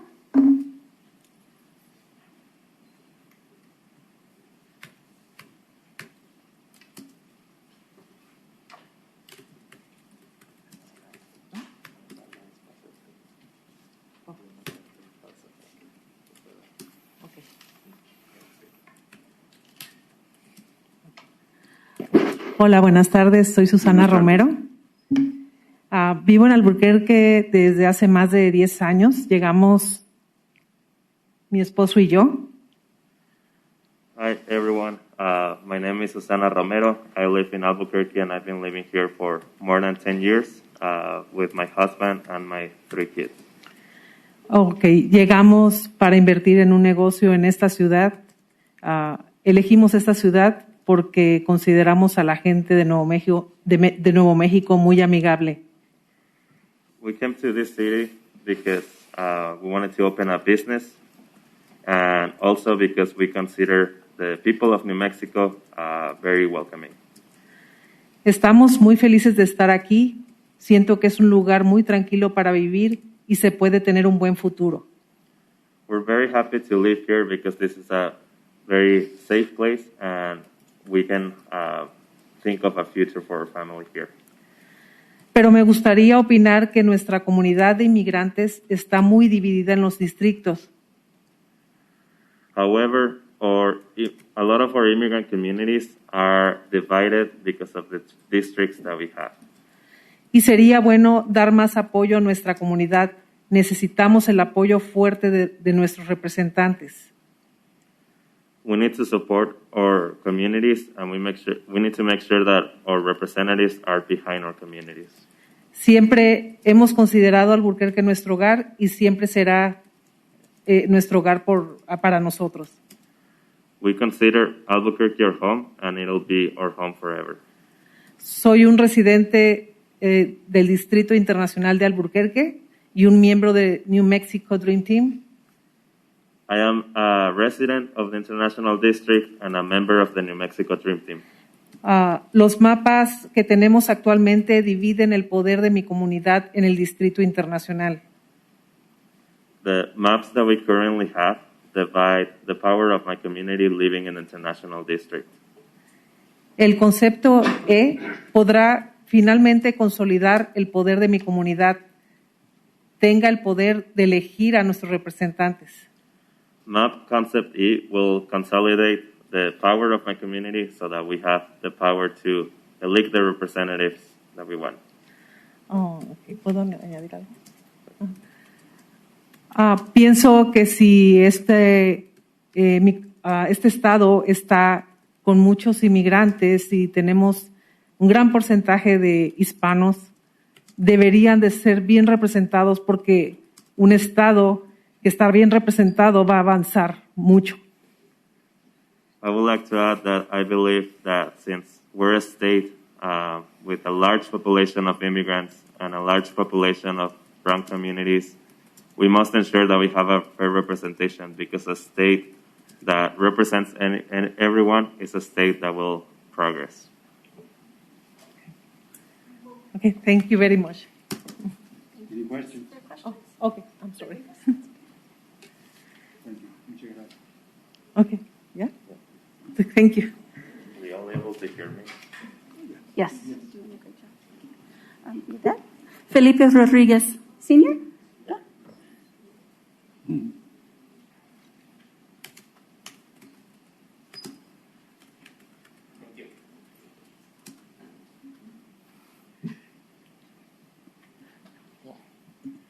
Buenas tardes, miembros del comité. Mi nombre es Felipe Rodríguez y soy un representante del Distrito Internacional de Albuquerque y un miembro del New Mexico Dream Team. Good afternoon, members of the committee. My name is Felipe Rodriguez, and I'm a resident of the International District and a member of New Mexico Dream Team. El Distrito Internacional está compuesto por personas de color e inmigrantes como yo. Sí, como yo que llegué a esta bendita tierra en el año 2012. The International District is composed by communities of color and immigrant communities, just like me, who came to this city on 2012. A través de los años, ustedes, los neomexicanos, nos han sentido ser parte de ustedes mismos. Es por eso que cuidamos, limpiamos y conservamos estas tierras.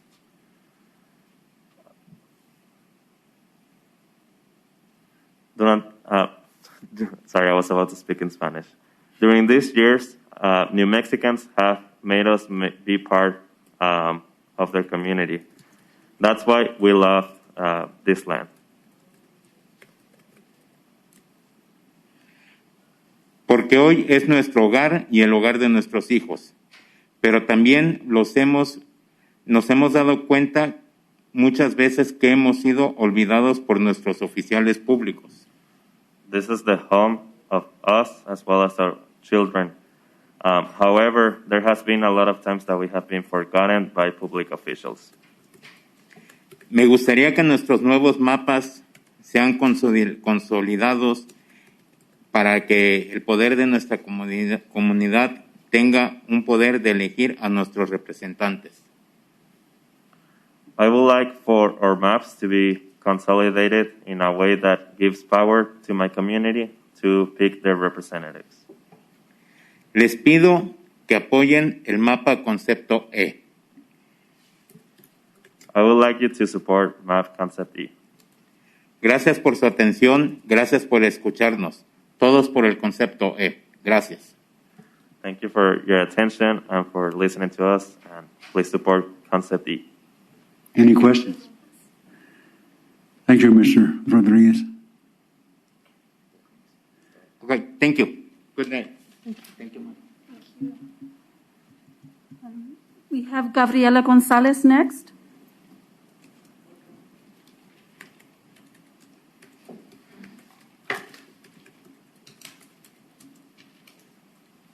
Buenas tardes, miembros del comité. Mi nombre es Gabriela González y soy una residente del lado oeste de la ciudad y también un líder del New Mexico Dream Team. Good afternoon, members of the committee. My name is Gabriela Gonzalez, and I am a resident of the west side of Albuquerque and a member of the New Mexico Dream Team.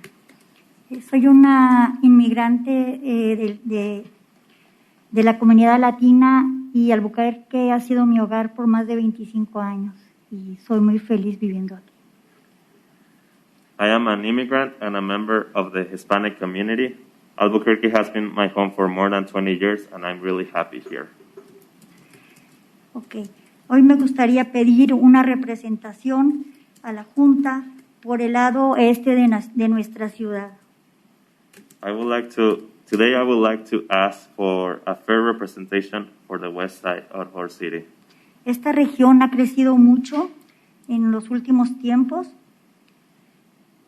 y si no adaptamos nuestros mapas, mi comunidad, especialmente las comunidades latinas e inmigrantes en el lado este, podrían perder su poder político.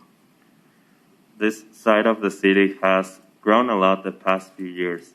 And if we don't adapt with new maps, my community, and especially communities of color and immigrant communities, are at risk of losing political power.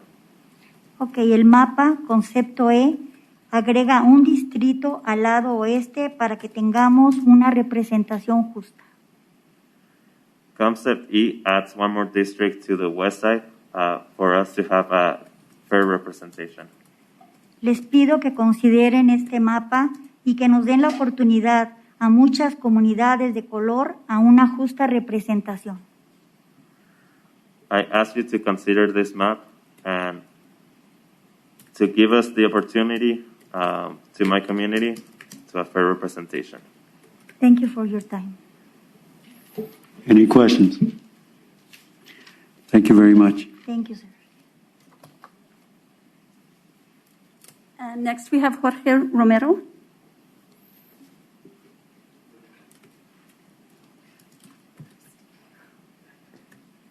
heard Joaquin. Did you say Joaquin? I heard Jorge. You heard Joaquin? Buenas tardes, miembros del comité. Mi nombre es Jorge Romero. Soy un miembro del New Mexico Dream Team.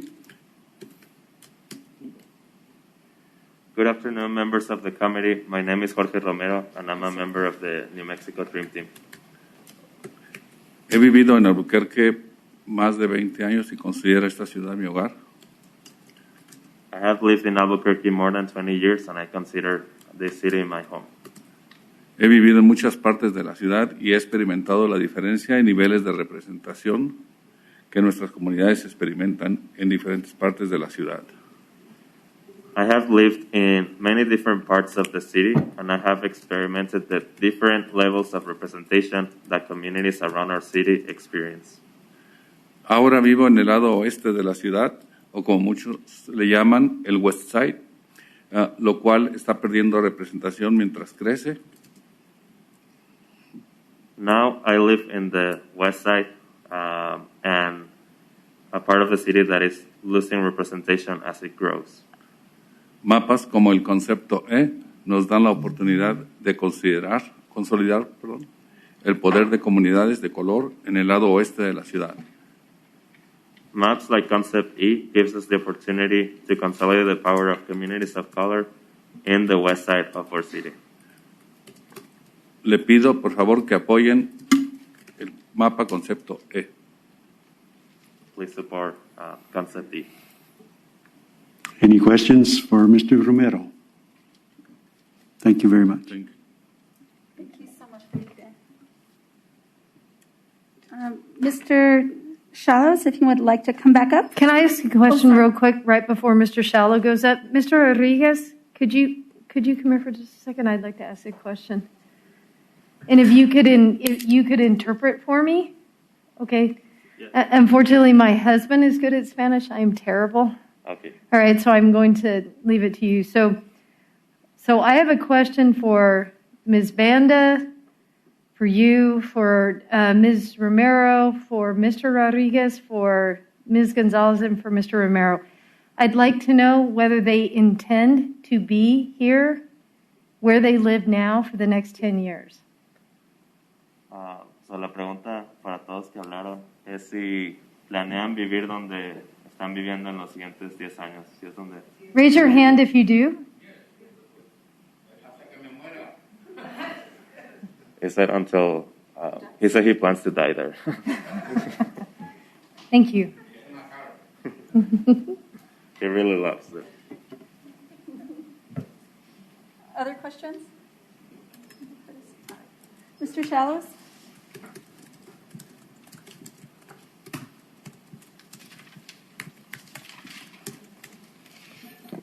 Thank you, and once again, appreciate all the hard work on all of these different plans.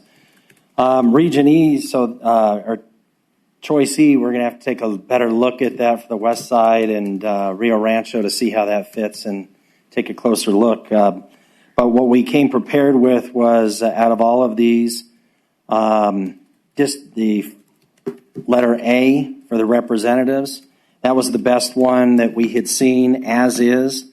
That adds 70 to Rio Rancho, but it helps represent the west side a little bit better with the Rio Grande River being the hard cutoff.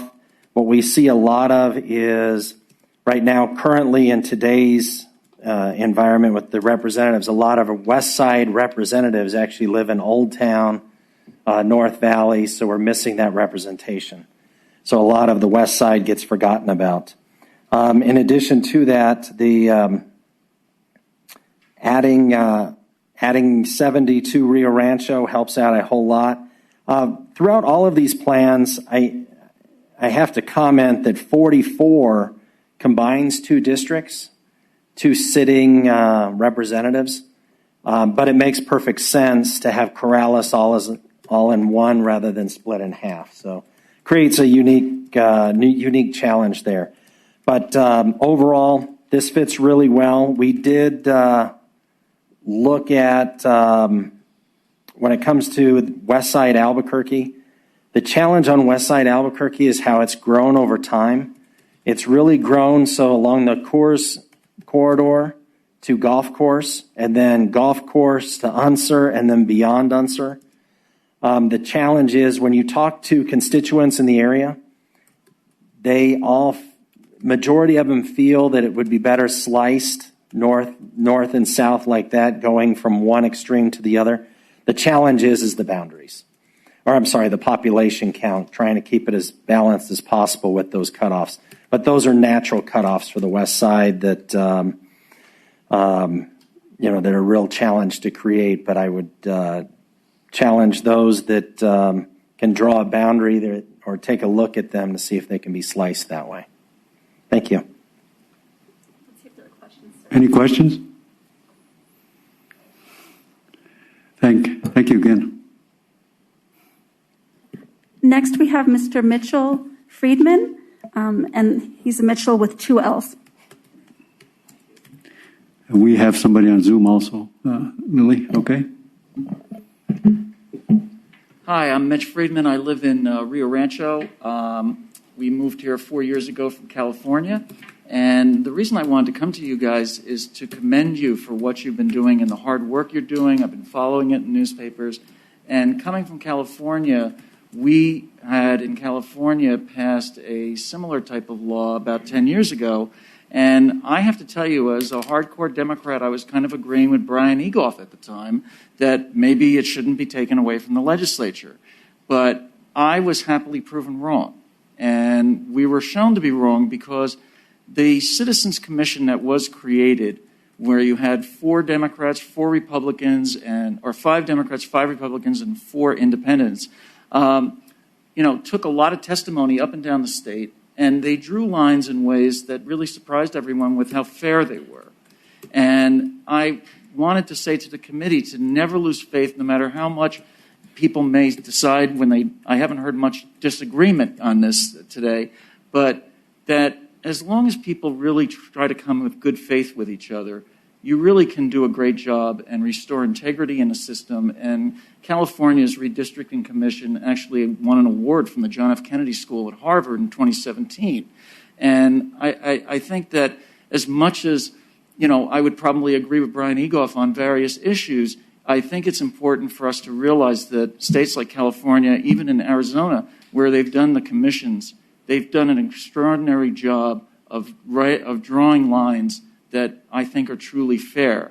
The one thing I will say is that we don't want to overstate what a commission can do, because when you look at the money power, people thought in California that when they redrew lines that there was going to be more competitive seats than there ultimately were. There were some more competitive seats, but the power of money is something that no commission or no legislature is ever going to come around until they get rid of Citizens United or do something that's going to be a larger issue. But I just wanted to say that I've been studying the maps. I think they're very good. I live in Rio Rancho. I felt like that the dividing of Rio Rancho for number D made sense to me, because having lived here for 4 years, I do sense that people who live in southeast Rio Rancho, where I live, have sometimes more in common in terms of community of interest with people in Corrales than they do with people who live in Emerald Hills. And I'm not saying that that's always going to be the case. I don't know if that's going to be that way in 10 years, as I see Rio Rancho beginning to grow even more with some of the businesses that are coming, the expansion of Intel. But I just would say to the committee that as an attorney for 35 years, and now actually becoming a teacher in New Mexico as a second career, I think that, various plans that are out there all have their merits. And I think that listening to the community, listening to people who are residents here as well as citizens is going to be something that will only inure to the benefit of restoring a sense of integrity of how people live in different districts and feel that they're going to have representatives that will represent their communities of interest. And if you had any questions for me. Thank you. Questions? All right, well, thank you. Thank you very much. Thank you. Joining us on Zoom is Cheryl Harris.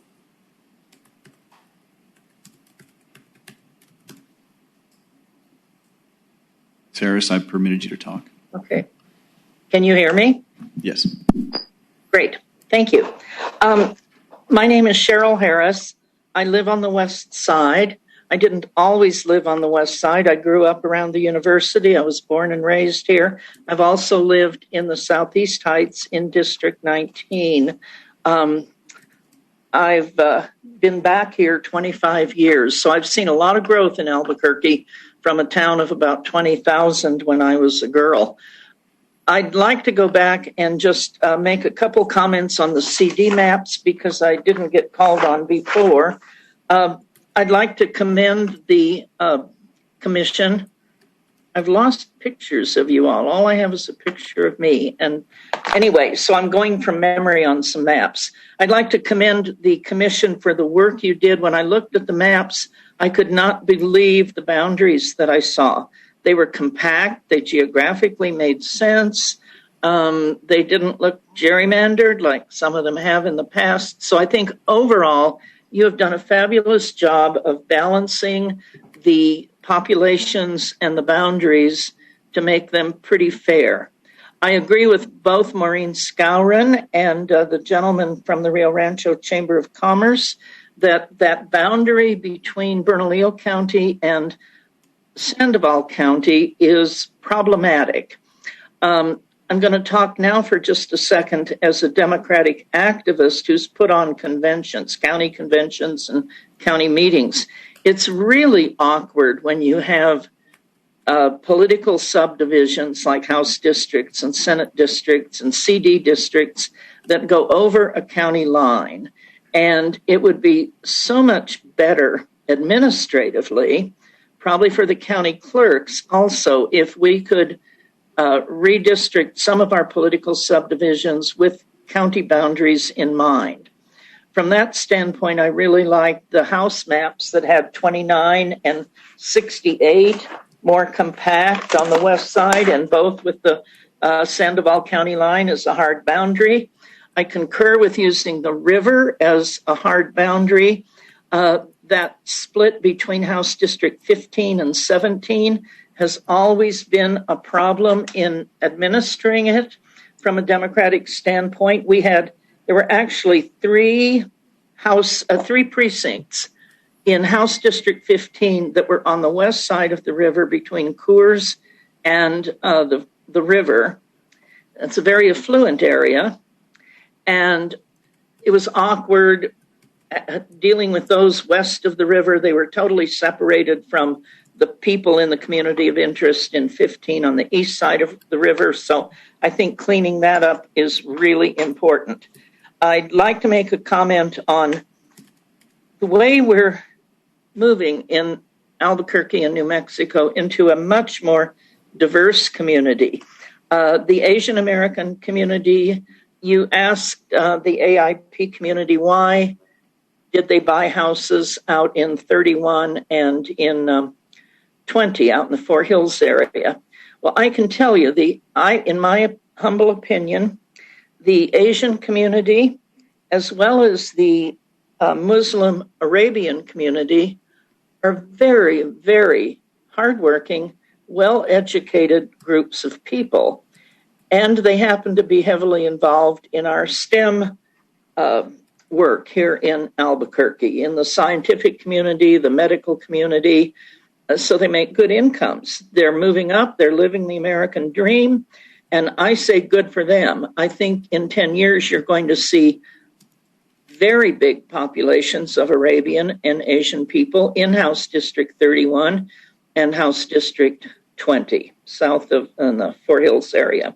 And I'm pleased for them, and I think they're going to continue to be a growing political force in our town. Right now, we do need to support the international community and keep them together so that they can grow their political power in that part of town. And I used to shop at Taylin Market too. Oh my gosh, what a wonderful place that is. I'm a little concerned with the maps where 68 crossed the boundary between Bernalillo and Sandoval. And again, would like to see both 68, 23, and 29 all south of there. let's see. And especially the CDs, if you can make that a hard boundary between Bernalillo and Sandoval, I think it would work out a lot better. I also think that the Native American community, of which I'm a part of by marriage, and I'd like to give a shout out to Austin Wiaki, who's on this call also. My daughter taught at NACA, the Native American Community Academy, and was a founder of it. And Austin was one of her students years ago. Now Austin is a fully grown-up, wonderful young man who's starting his political and activist career. So good for you, Austin. The Native American community definitely got undercounted in this last census due to the problems we had just administering the census. So I think the more you can give strength and voice to the Native American majority districts, they deserve that. They also need a voice at the table. I think I don't have a particular map because I'm old and I can't remember all those numbers, but some of those criteria I just talked about are important to me. So I want to thank you for the great job you're doing, and especially moving this around the state and having Zoom to use. And I hope that the legislature will be serious about taking what you recommend and won't try to screw it all up.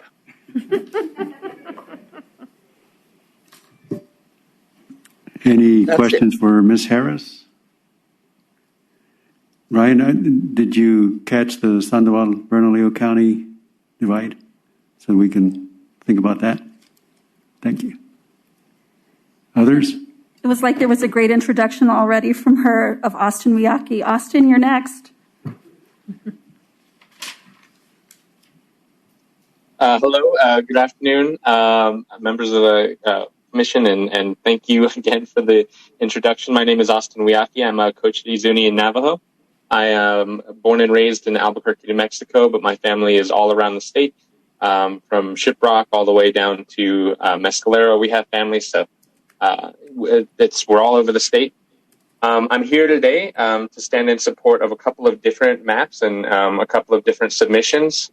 So number one, I would like to stand here in support of map concept E from CCP, as it is the closest to the Pueblo consensus maps that were reached between 22 of 23 of New Mexico's tribes.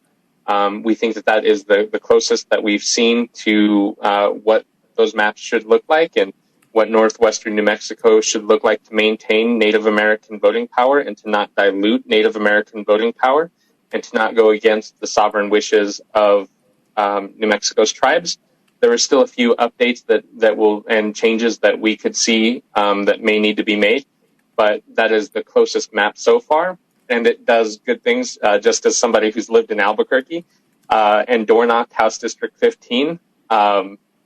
I can't tell you how long the drive was from one end of the district to the other when I door-knocked there in 2016, and really making sure that it's more compact and that it doesn't reach across so many different diverse communities would be really helpful.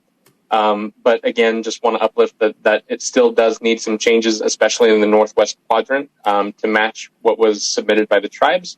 But those maps can also be found on the districtor website.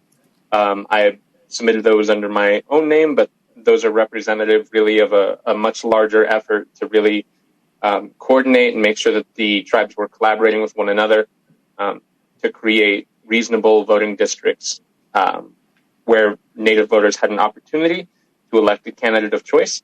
And those are all on the districtor portal under Pueblo Consensus. You can find all of them just by typing in consensus, and they're under my name.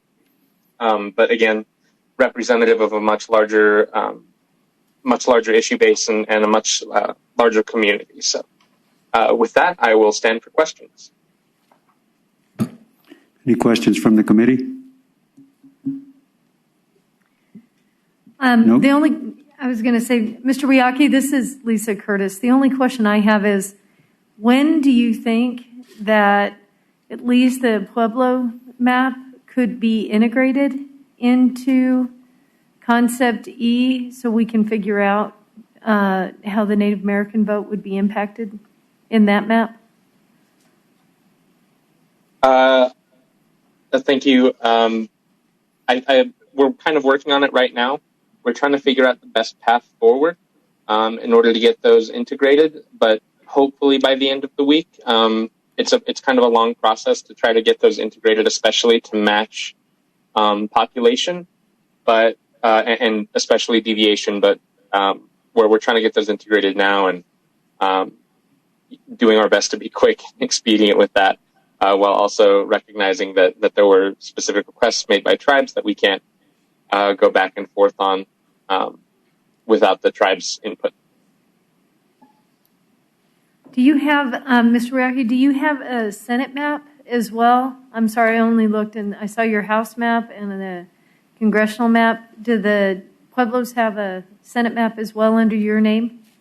Yes, so there's a Pueblo Consensus Senate map, and just the titles are Pueblo Consensus Senate map, Northwest Quadrant, Pueblo Consensus Congressional map, and then the Pueblo Consensus House map, Northwest Quadrant. So those are all up. Okay, thank you very much. Other questions?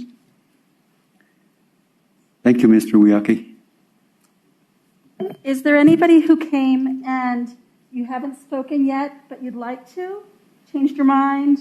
Like to weigh in? Cheryl Harris has her hand up again. Okay. Thank you. Sorry to bother you. There was one thing I forgot to mention, and that is that I really dislike the CD map that puts Albuquerque and Santa Fe together as a community of interest, along with a whole lot of empty land in the Edgewood area. That just doesn't make any sense to me.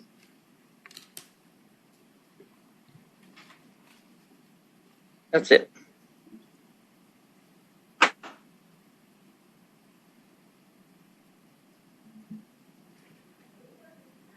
Justice Chavez, Mr. Wiyaki's comments and a couple of the other comments just reminded me about the video tutorial that Sunny's done. And so if folks are thinking like, gosh, I'd like to check out Concept E, or I'd like to check out the Pueblo Consensus maps, there's a video tutorial about how you could comment on the existing maps that have been adopted, but also comment on maps that have been submitted by other folks in community. So, and again, shamelessly, nmredistricting.org. And if you go to Map Concepts, that's where the tutorial is at, under that tab. Sunny, how is the transcriptionist doing?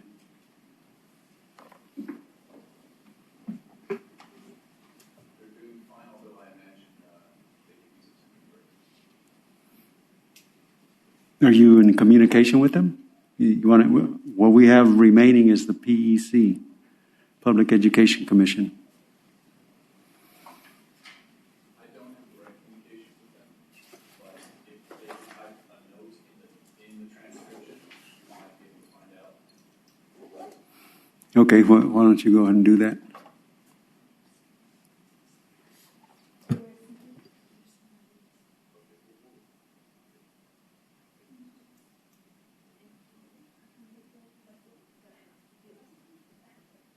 One more person online who'd like to speak. It's Enrique Cardiel. Cardiel. Yeah. He's on Zoom. Yes.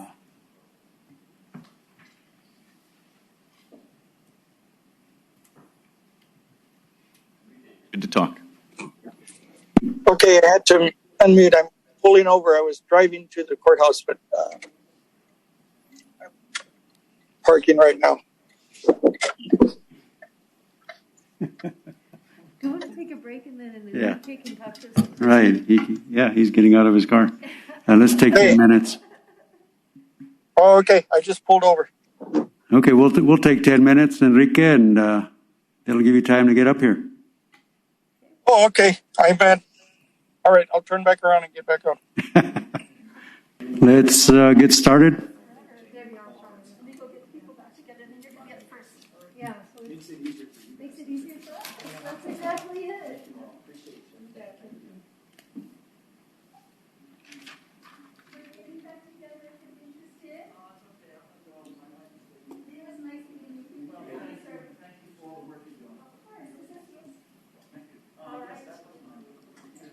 Anybody notice how pretty Lily's accent is? I was doing it for fishing for no.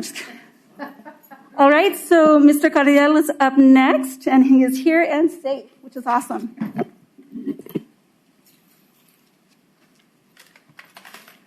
Good evening. I appreciate you very much waiting for me. Thank you. Yes, sir. My name is Enrique Cardel, and I'm here to support Concept E, and I believe that I'm a longtime resident of the International District.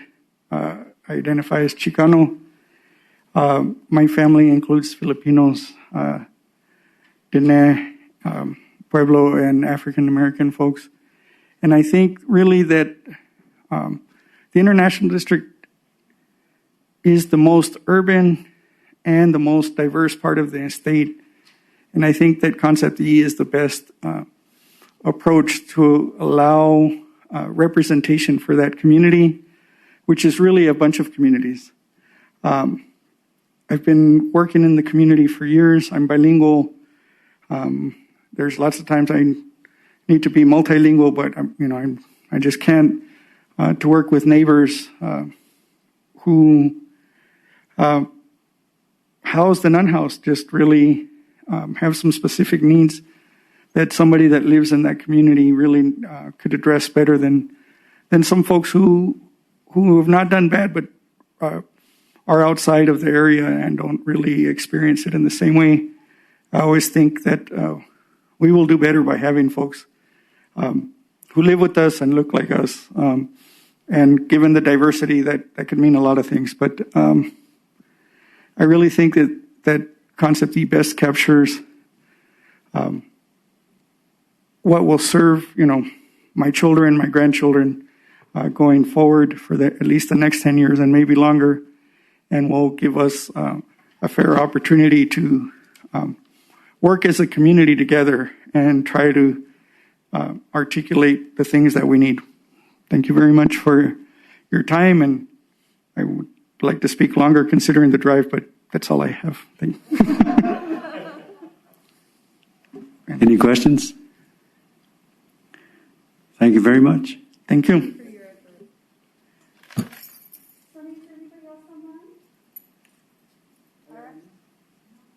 I think that's it for comments on the House maps. Okay, let's move to the next item on the agenda, Public Education Commission.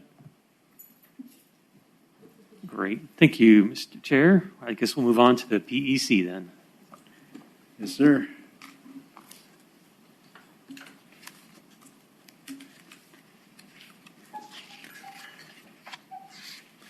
Okay, we have three plans or three concepts for the PEC. So we have 10 PEC districts, and the ideal population of each district should be about 211,000 people. And so that's the kind of the goal that we're shooting for.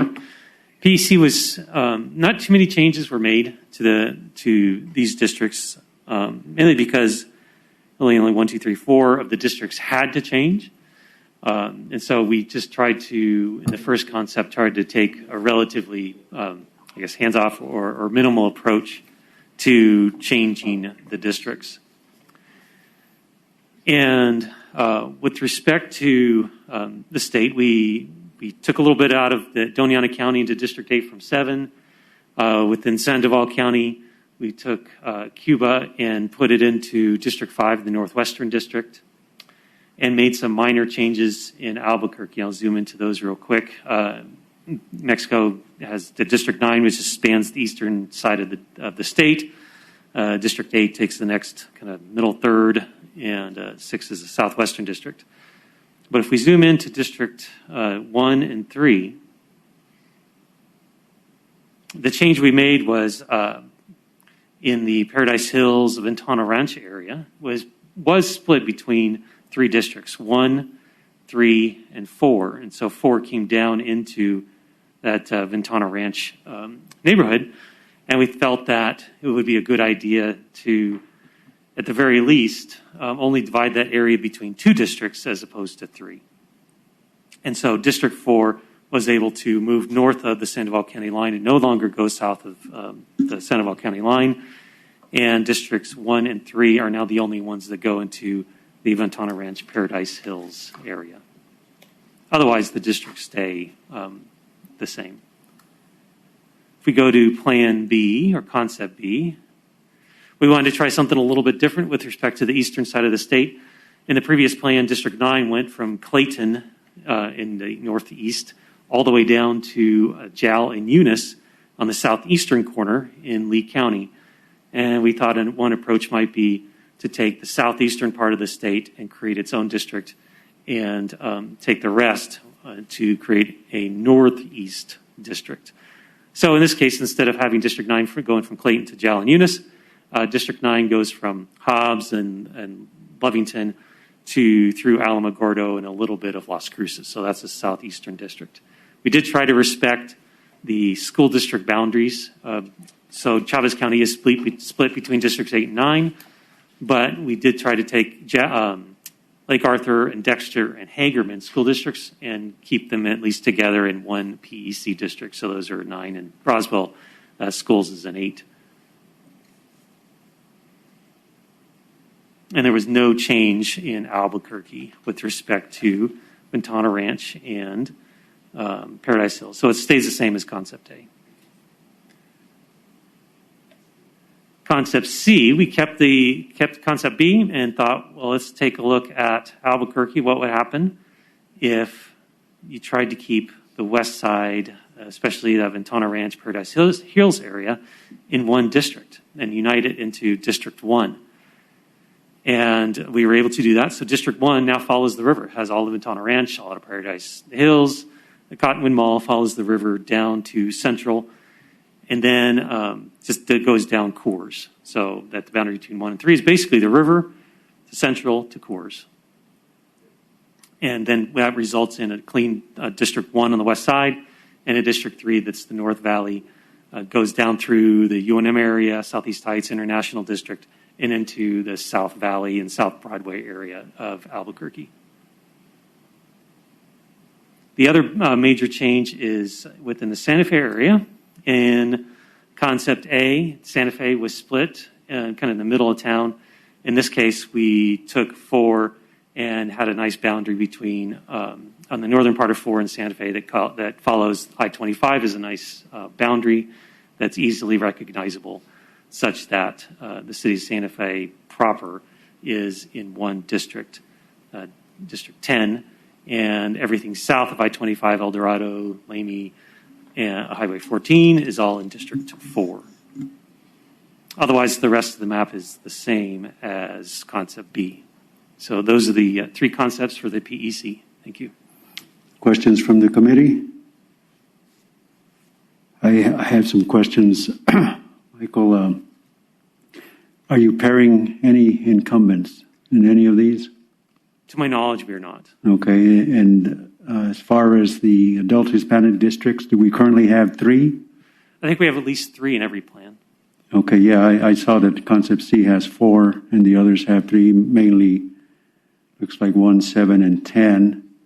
But on Concept C, you created one for District 3. And do you have a Native American? We have district? one. Oh, I'm sorry, Mr. Chair. Yeah, the Native American district is District 5 in every one of the 3 concepts. Okay.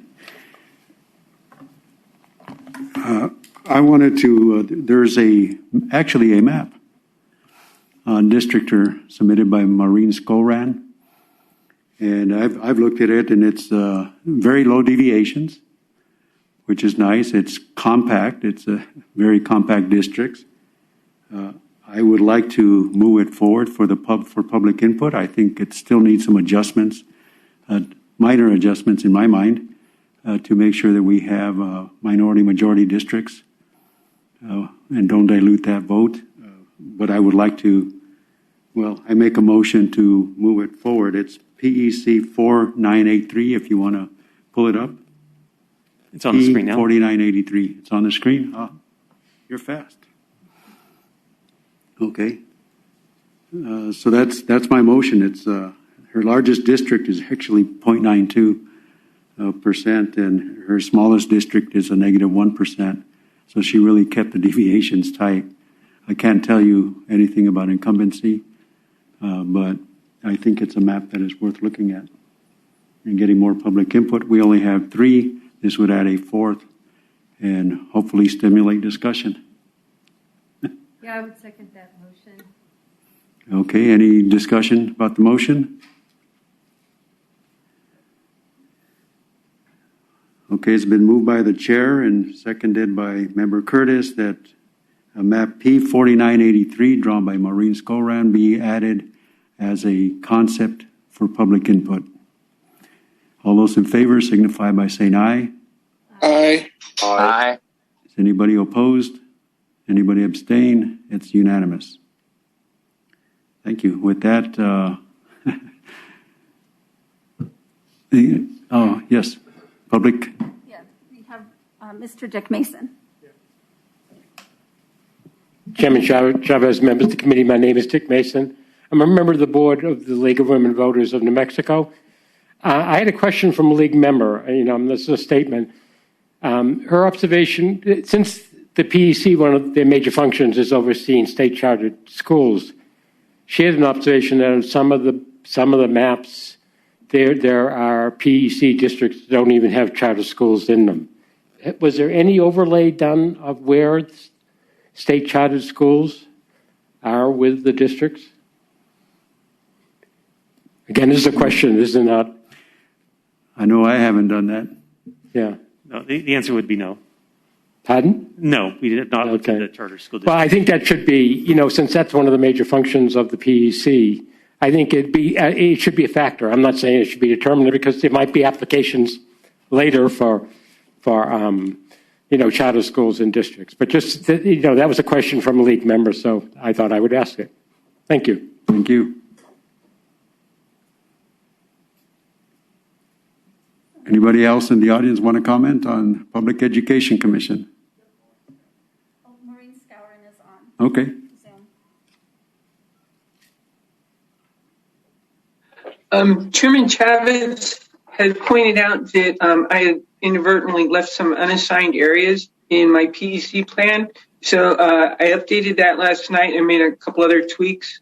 And so the new plan is P4474, if you want to consider that. Thank you. Will you check that? 4473. 74. Okay. 4474. I'm not finding that on the gallery. Yeah, okay. I know it was posted last night because I saw it this morning. And I thought it was 4973, but 4983, you mean? I mean 4983. Is 4983 is the original one, and then I updated it last night, which was 4474. I'm confused. Oh, yeah, 4474 was the original one. 4983 is the new one. I'm sorry. Okay. It was early, but I saw it.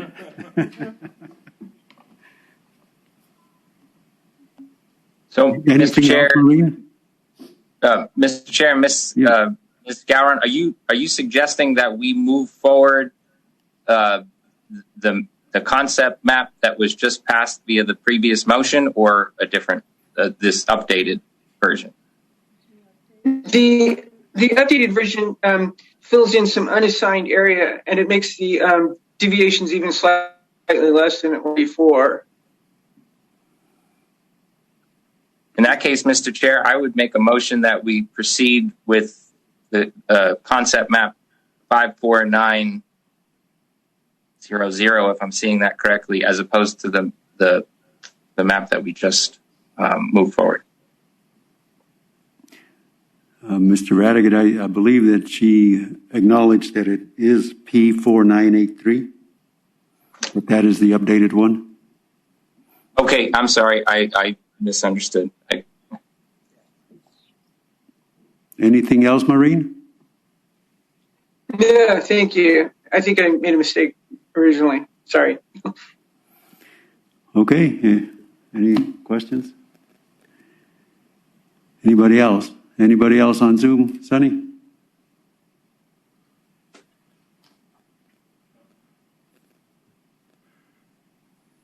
Mr. Chairman, before we adjourn, I just want to recognize the three individuals in the back that have been here since the very beginning. I believe Martin Aguilar is a councilman from San Alfonso. I don't know the other two individuals, but I wanted to thank them for being here. They've been here since the very beginning. And it's been a long 3 hours for at least me. I'm suffering from a little cold. But again, I wanted to thank them for their time and effort to be here. Yeah, appreciate you being here. And of course, Ellie? All four individuals. Always. Good to see you. Okay, I do have a question that I guess I better ask here since we have a quorum. But just before the meeting started, I received a message